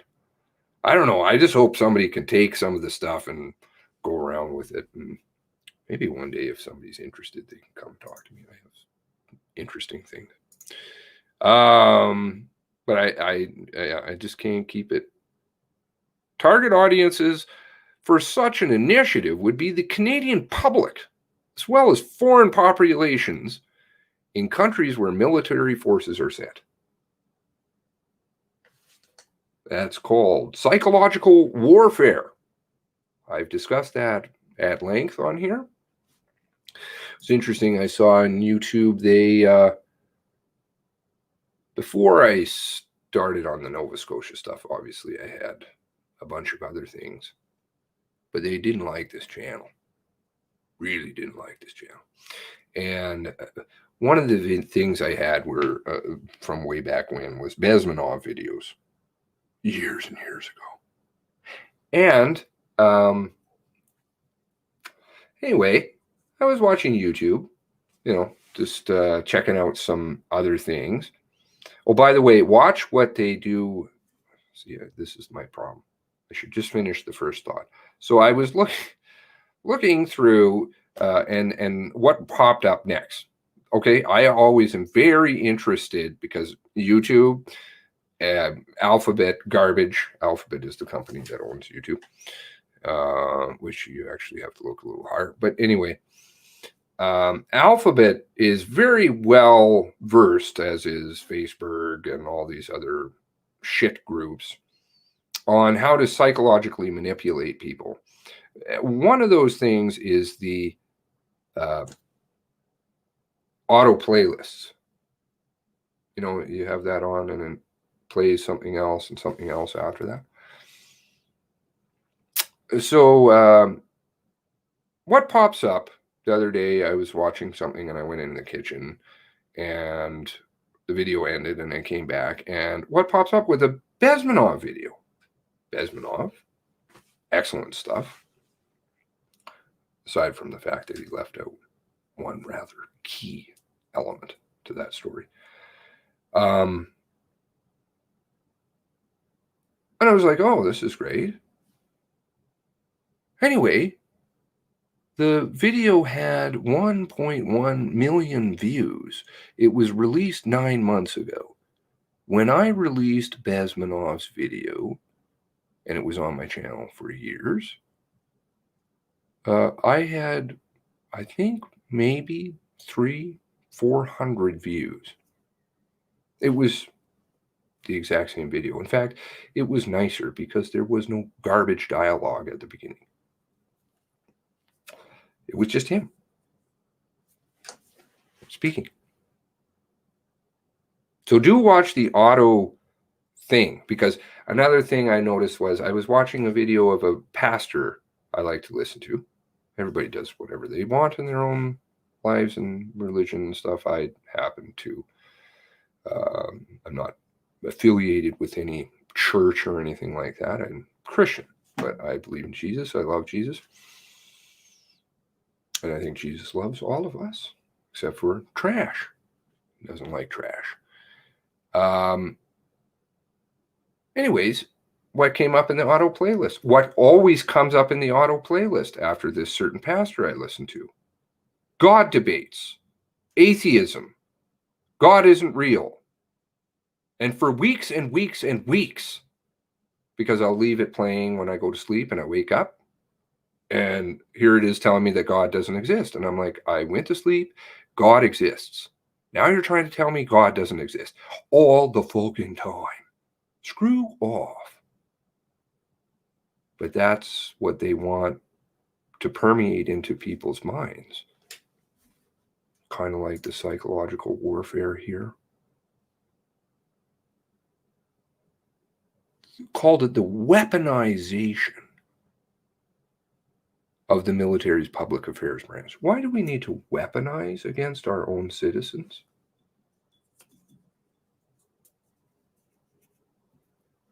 The document in its draft form is in its draft form, but work is already underway on some aspects of the plan and some techniques that have already been tested on the Canadian public. Well, that could be the stories that Trudeau, not that I believe in parties, I don't.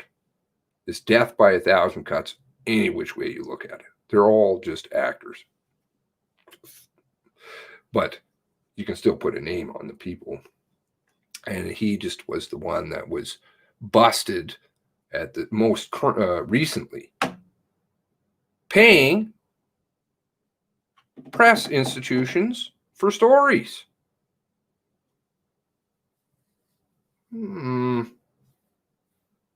Motives?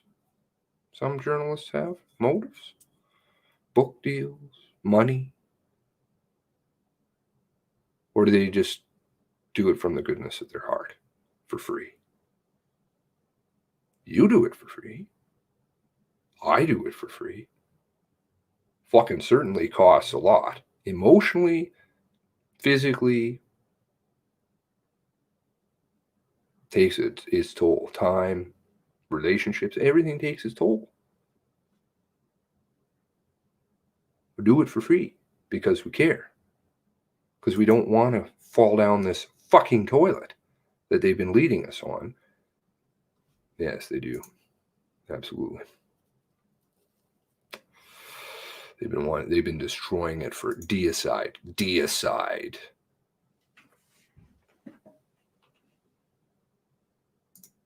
Who was deicide?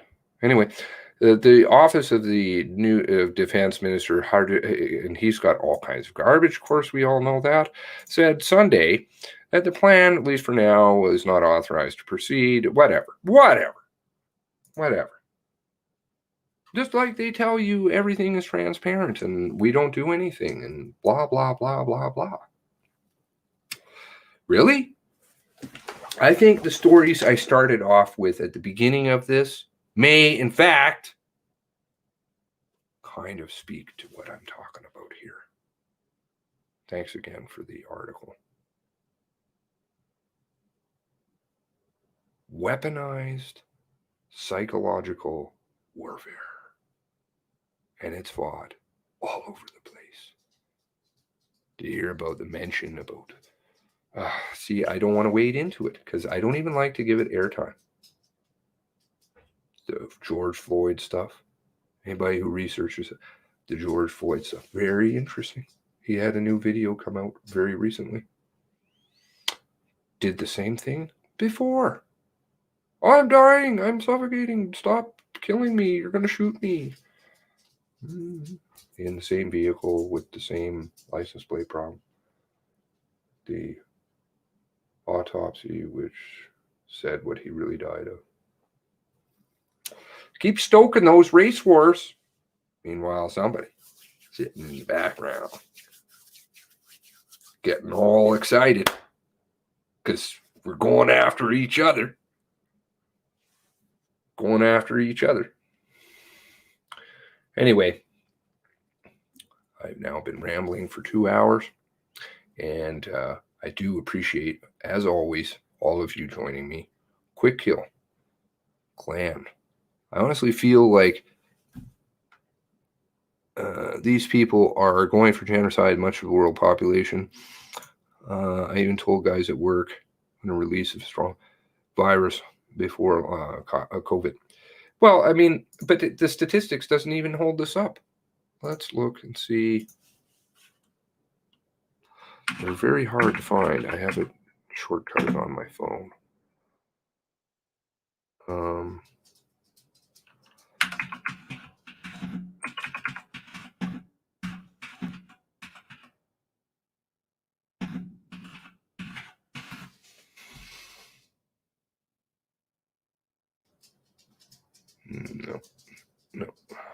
No.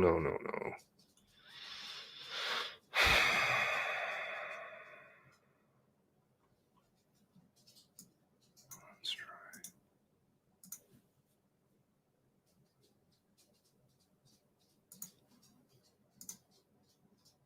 Bob Stenhouse. There's a guy I'm gonna try and get an interview with. I don't really go too far out of my way, try and talk to people, but because it's just not really my way. But there is one individual I'm very interested. There's a few actually, but this guy is a particular note. Now let's see here.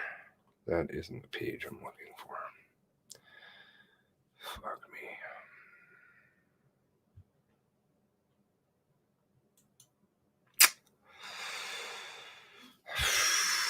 me. They bury this stuff.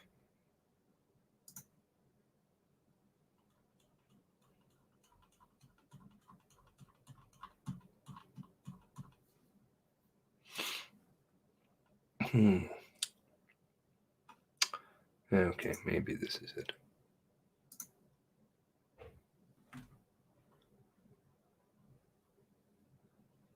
Is this it? Modeling. You see, here's more bullshit. Modeling? Modeling is just another word for bullshit.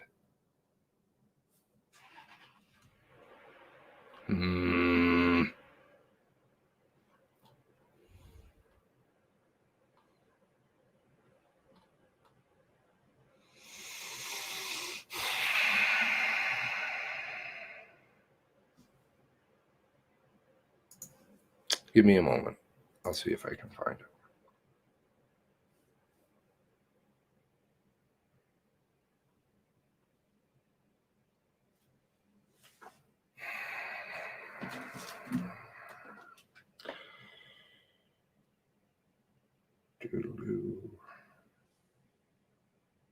Jesus. People would be absolutely mortified with the amount of information I have. I am. I can't even figure it out.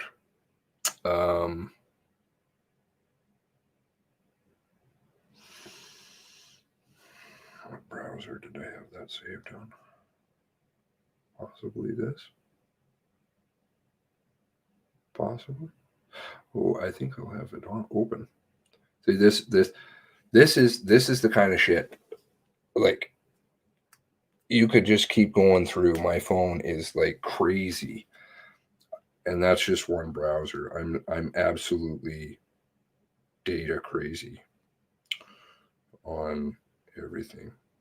I don't know how many hundreds of pages is open in any given browser. Now, let's see here. I had it.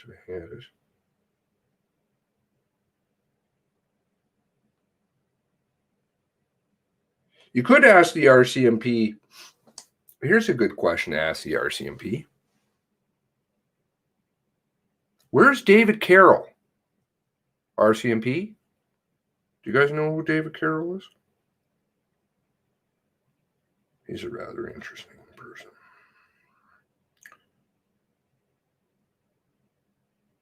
Linguistics.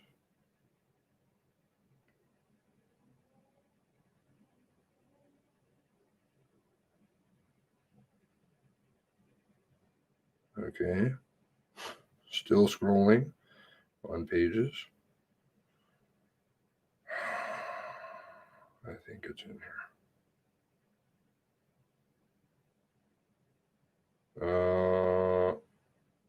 No, that's not it. Oh, get the fuck out of here. Where is this? Elton Jones. My lord. I swear I had this.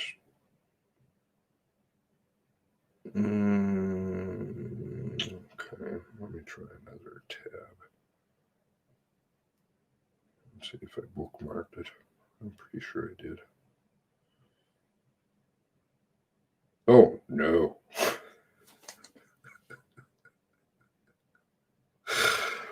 Oh no. That's not good.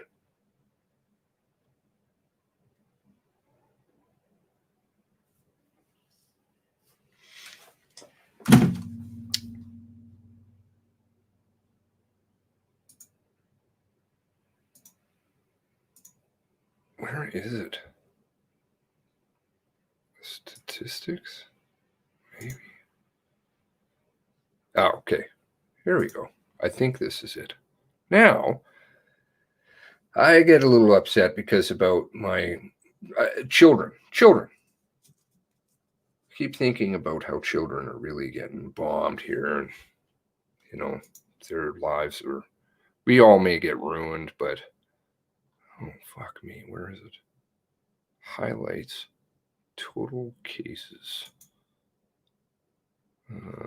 This isn't what I'm looking for. See, I'm not going to find it. They fucking bury this stuff. Severe outcomes.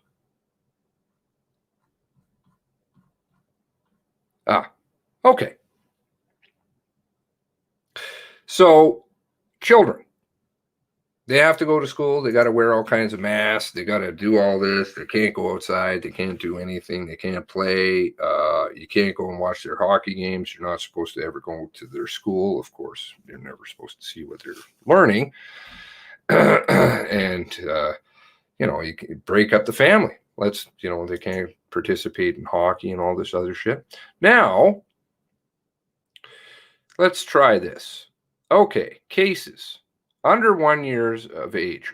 Again, this is testing for something that's never been isolated, which I will have an interesting discussion with my sister about, being a doctor. But under 1 year of age, 179 cases. 4 count. I'm not even. Oh, in the hospital. 4 in the hospital. Okay. 0 in the ICU. 0 deaths. 1 to 4, 829. 4 in the hospital.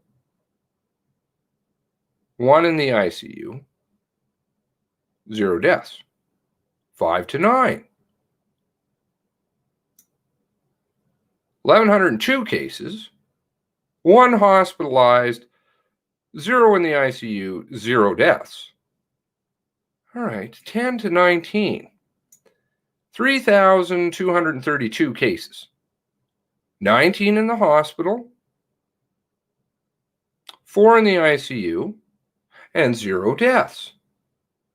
So, anybody who goes to school, i.e. my girlfriend's children, go to school, have to wear the masks, can't do anything, can't play, can't do whatever.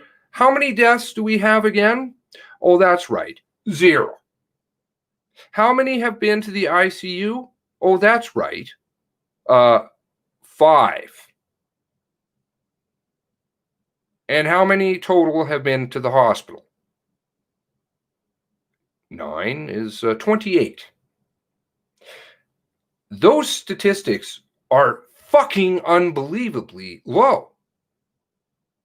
Especially when you start considering the fact that they lump other garbage in there. And I know that for a fact because somebody I know died of COVID, but didn't. They just put it down because that's what they do. Even though their autopsy says, no, they didn't. They just put down that as the cause of death. It was failure, cardiac failure. Very old, which was the video I did right at the start of all this. Because I was like, okay, I can see a pattern, like right at the beginning. And I started banking all of the cases. Me, crazy data monster. I started banking all the cases so that I could destroy them, because this is the way my mind works, right? Have to destroy things with evidence. Funnily enough, I have many cases where they're saying children are dying, reporting specific cases, saying where they live, how old they are, where they died. But now all of a sudden we get to 0. What the fuck are you talking about, man? Does that mean the articles that you were running in the press were lies? Because I archived them too. If you go through every province, you have to work hard to get where that page, though, right? They don't want you to see that. Because it shows. Everybody would be then saying, well, why do I have to, what's going on with my children? Why are they wearing masks? Nothing's happening. 0 is happening. You could say, okay, well, 5 have been to the ICU. For what? Comorbidity? Something else? To which they always say, yeah, they have asthma. They have congenital heart failure. They have all kinds of different issues. And you're testing for a disease that you've never even, according to the FDA, isolated. How do you test for something you've never isolated? How do you use a test that the very person who invented the test said it doesn't do what you're looking for before he died? Doesn't test for viruses. You could test for anything and it would come out positive. Because you just keep making it bigger and bigger and bigger and bigger and bigger, and eventually it'll come up positive. I have a nickname for what's going on all around us. Not one that is politically correct, so I will not share it. One only needs to look to our history. That's a clue.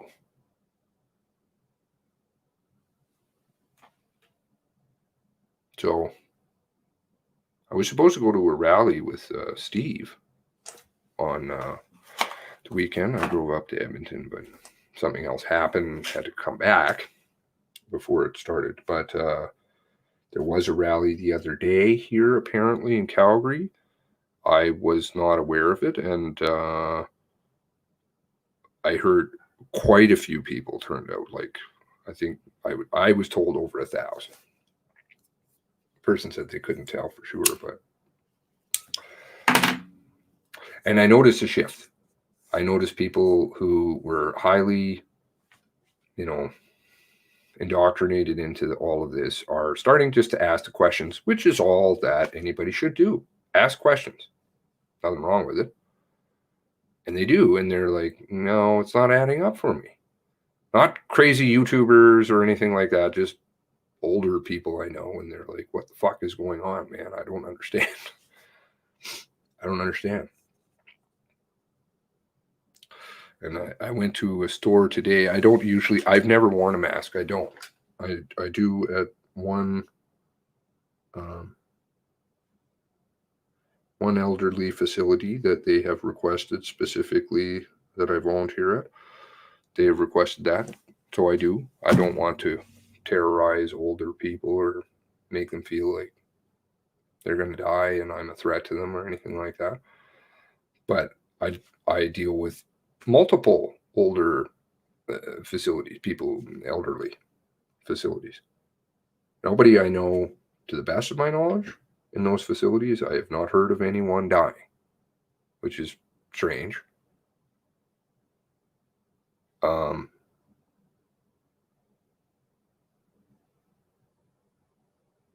But they want to lead their lives too, which is a message I've been hearing. And I don't say anything to them because it's not my place. You can't talk to, I don't feel I can talk to elders, you know. But I don't wear a mask, right? And because the laws are not laws. I'll help you with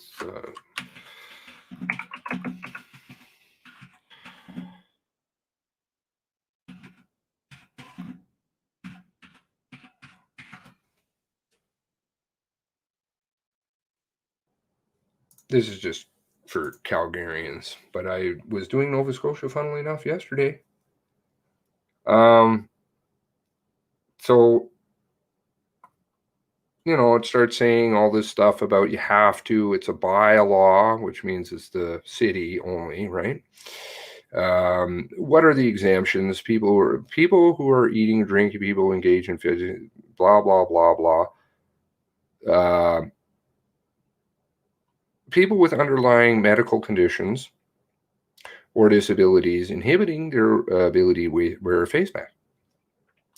Now, right here at the bottom, please note, proof is not required for somebody who has an exemption. Businesses are also not expected to deny. It's a double negative, which is very bad English, but they try to lose you with poor English, as not everyone is required to wear a face covering. So what does that say? It says proof is not required. So you just say, I have a medical exemption. And the second part is businesses cannot deny you service. Why? Because that's against the law. The real law, not some phony law, which basically says nothing matters. Because that note right there at the bottom says it doesn't apply at all. Why? Privacy Act. Nobody has the right to go through your health records unless deemed. However, this part is going to freak people out.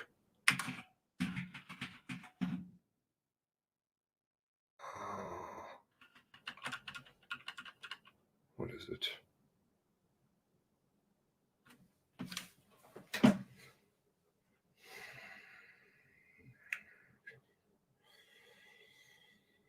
Oh, it's going to take me a while to find it. Give me a moment, please. It's worth it. Though again, it only applies to Alberta.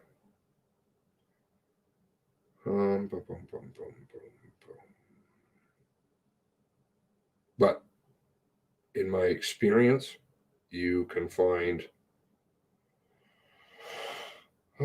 similarly across the world thus far that I've searched.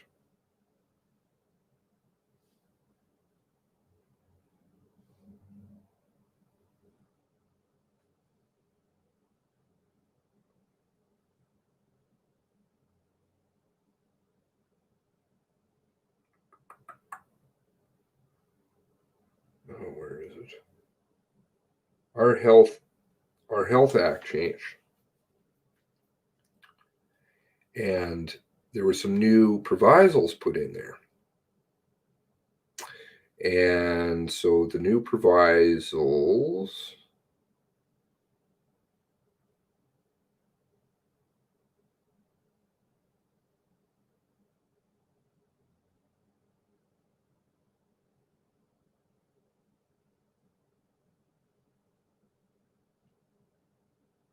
allow for the arrest of people who are not willing to take a vaccination.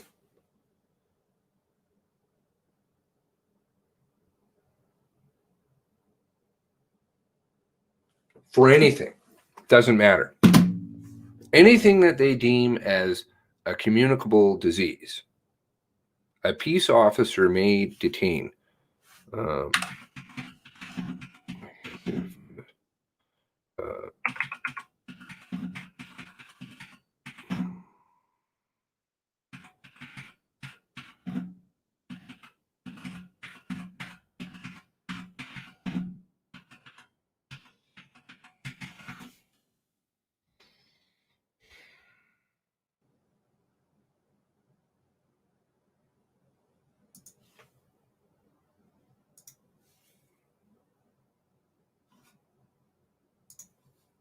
Public Health Act.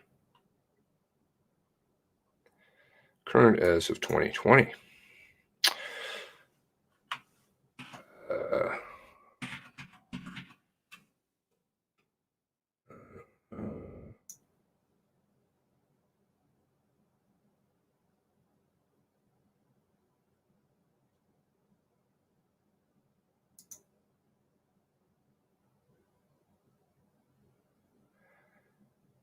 Upon receipt of order under subsection 2, a peace officer or other person is empowered to arrest without warrant the person who is named in it and return that person to a facility.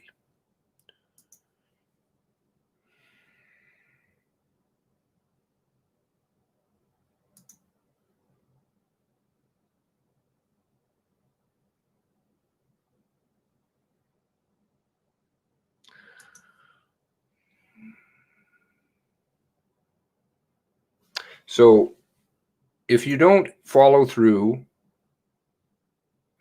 basically, I could go back through and go through the communicable part.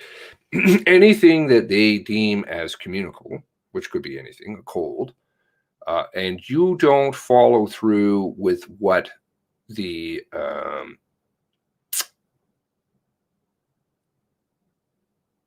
medical officer deems as necessary treatment, which could be anything, vaccination, I don't know, maybe they need to hit you in the head with a pipe, and you don't go along with that, well, they can arrest you and compel you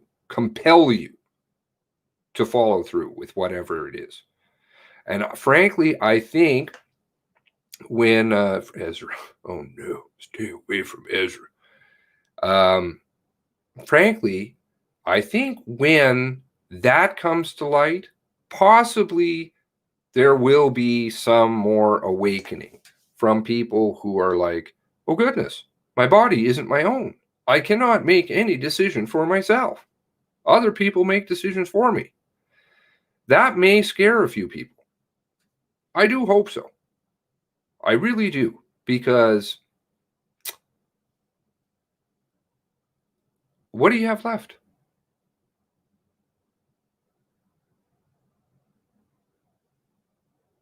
What kind of a world are we leaving our children?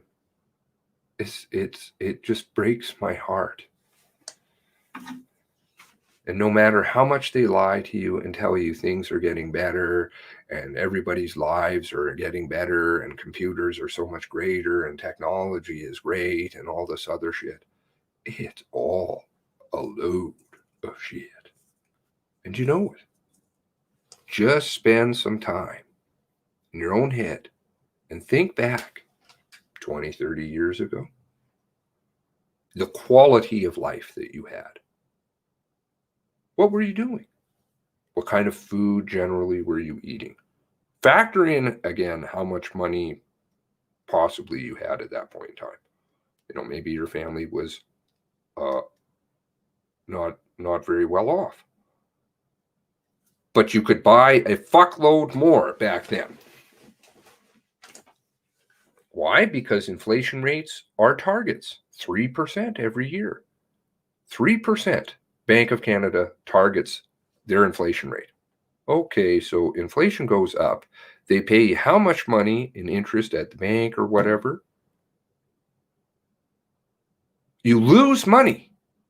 You literally lose money in the bank. So then you have to go off and do things that you lose money at. The risk becomes increasingly higher.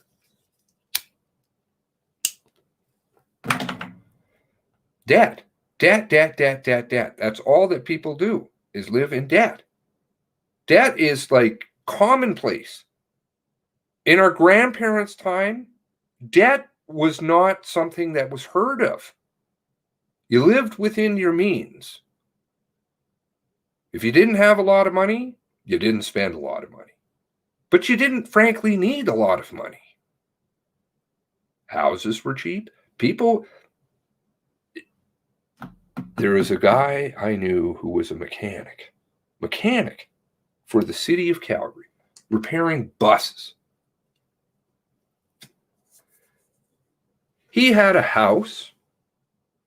He had his wife who stayed at home. He had 3 children, 2 cars. They were able to go on a vacation maybe once or twice a year. He put all of his kids through school, and he didn't have any debt.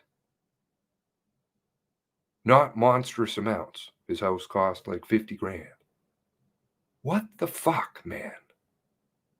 Now, people can't even afford to have a child. $280,000 now. $280,000. Yes, I watch Polly. Polly and I are friends.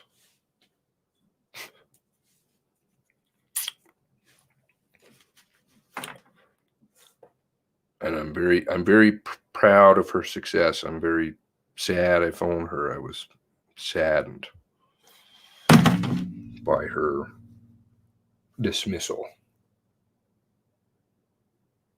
So please, go and subscribe to her on BitChute.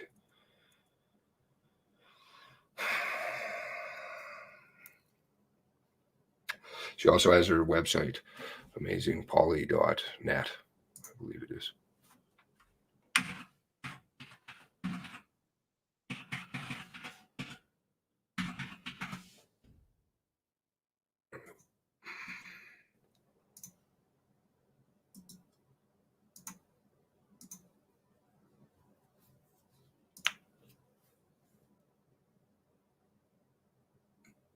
And she's a good friend. I like her, outside of YouTube. She's very nice. And she's always been, I loved doing research with her back in the day. I think there still may be some videos of she and I floating around.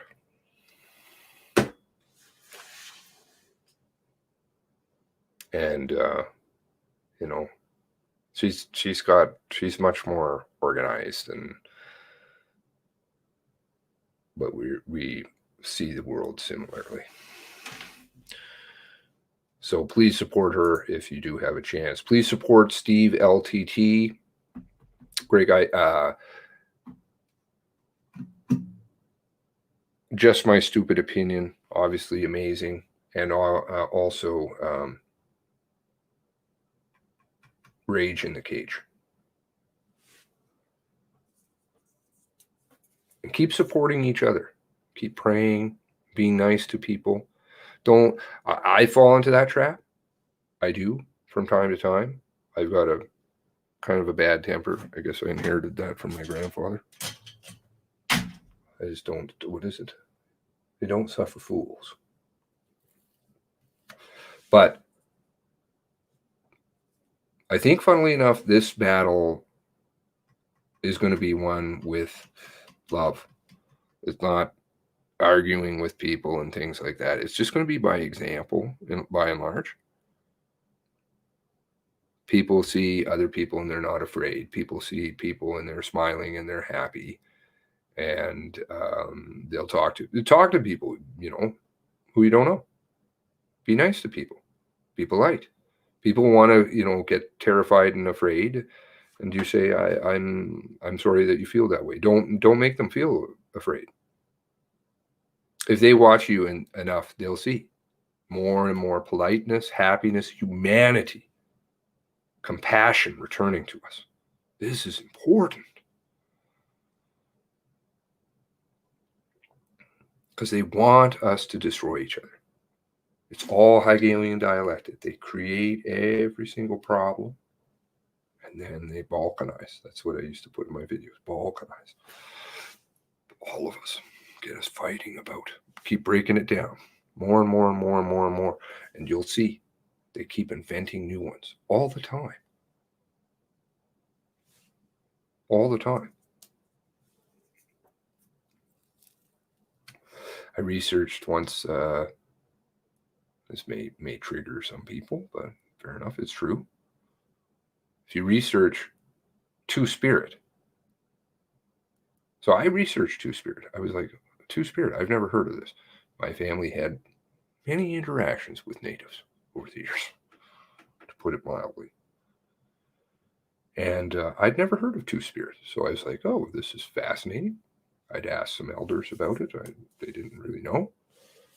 So I went off and I researched it, and I traced it back to 2 individuals at University of Manitoba. 2 for the entire world. And I was like, why do we hear about this in the news? And there they are, they're in the protests, CBC, and there's like 4 people in the total protest. And I'm like, well, then this is not really an issue unless you're making it one. They got grants. Anyways, I don't want to keep you. I babble and babble and babble, and it's always not connected and stuff. So it is connected. Everything is connected, but explaining it in a way that's succinct, not Seamus style. I'm going to try to see if somebody can teach me how to learn. I'm going to see if my girlfriend can show me how to use PowerPoint, perhaps, and then I can just fire off slides. I don't know. I'll go split wood. That's what I do. All right. Do take good care of yourselves, one another, your families. Try and be as patient in this world that's crazy out there, and love each other.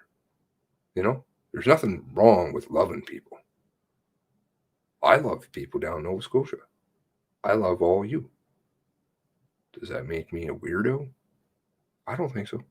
I think it's just the right way to be. God bless you all.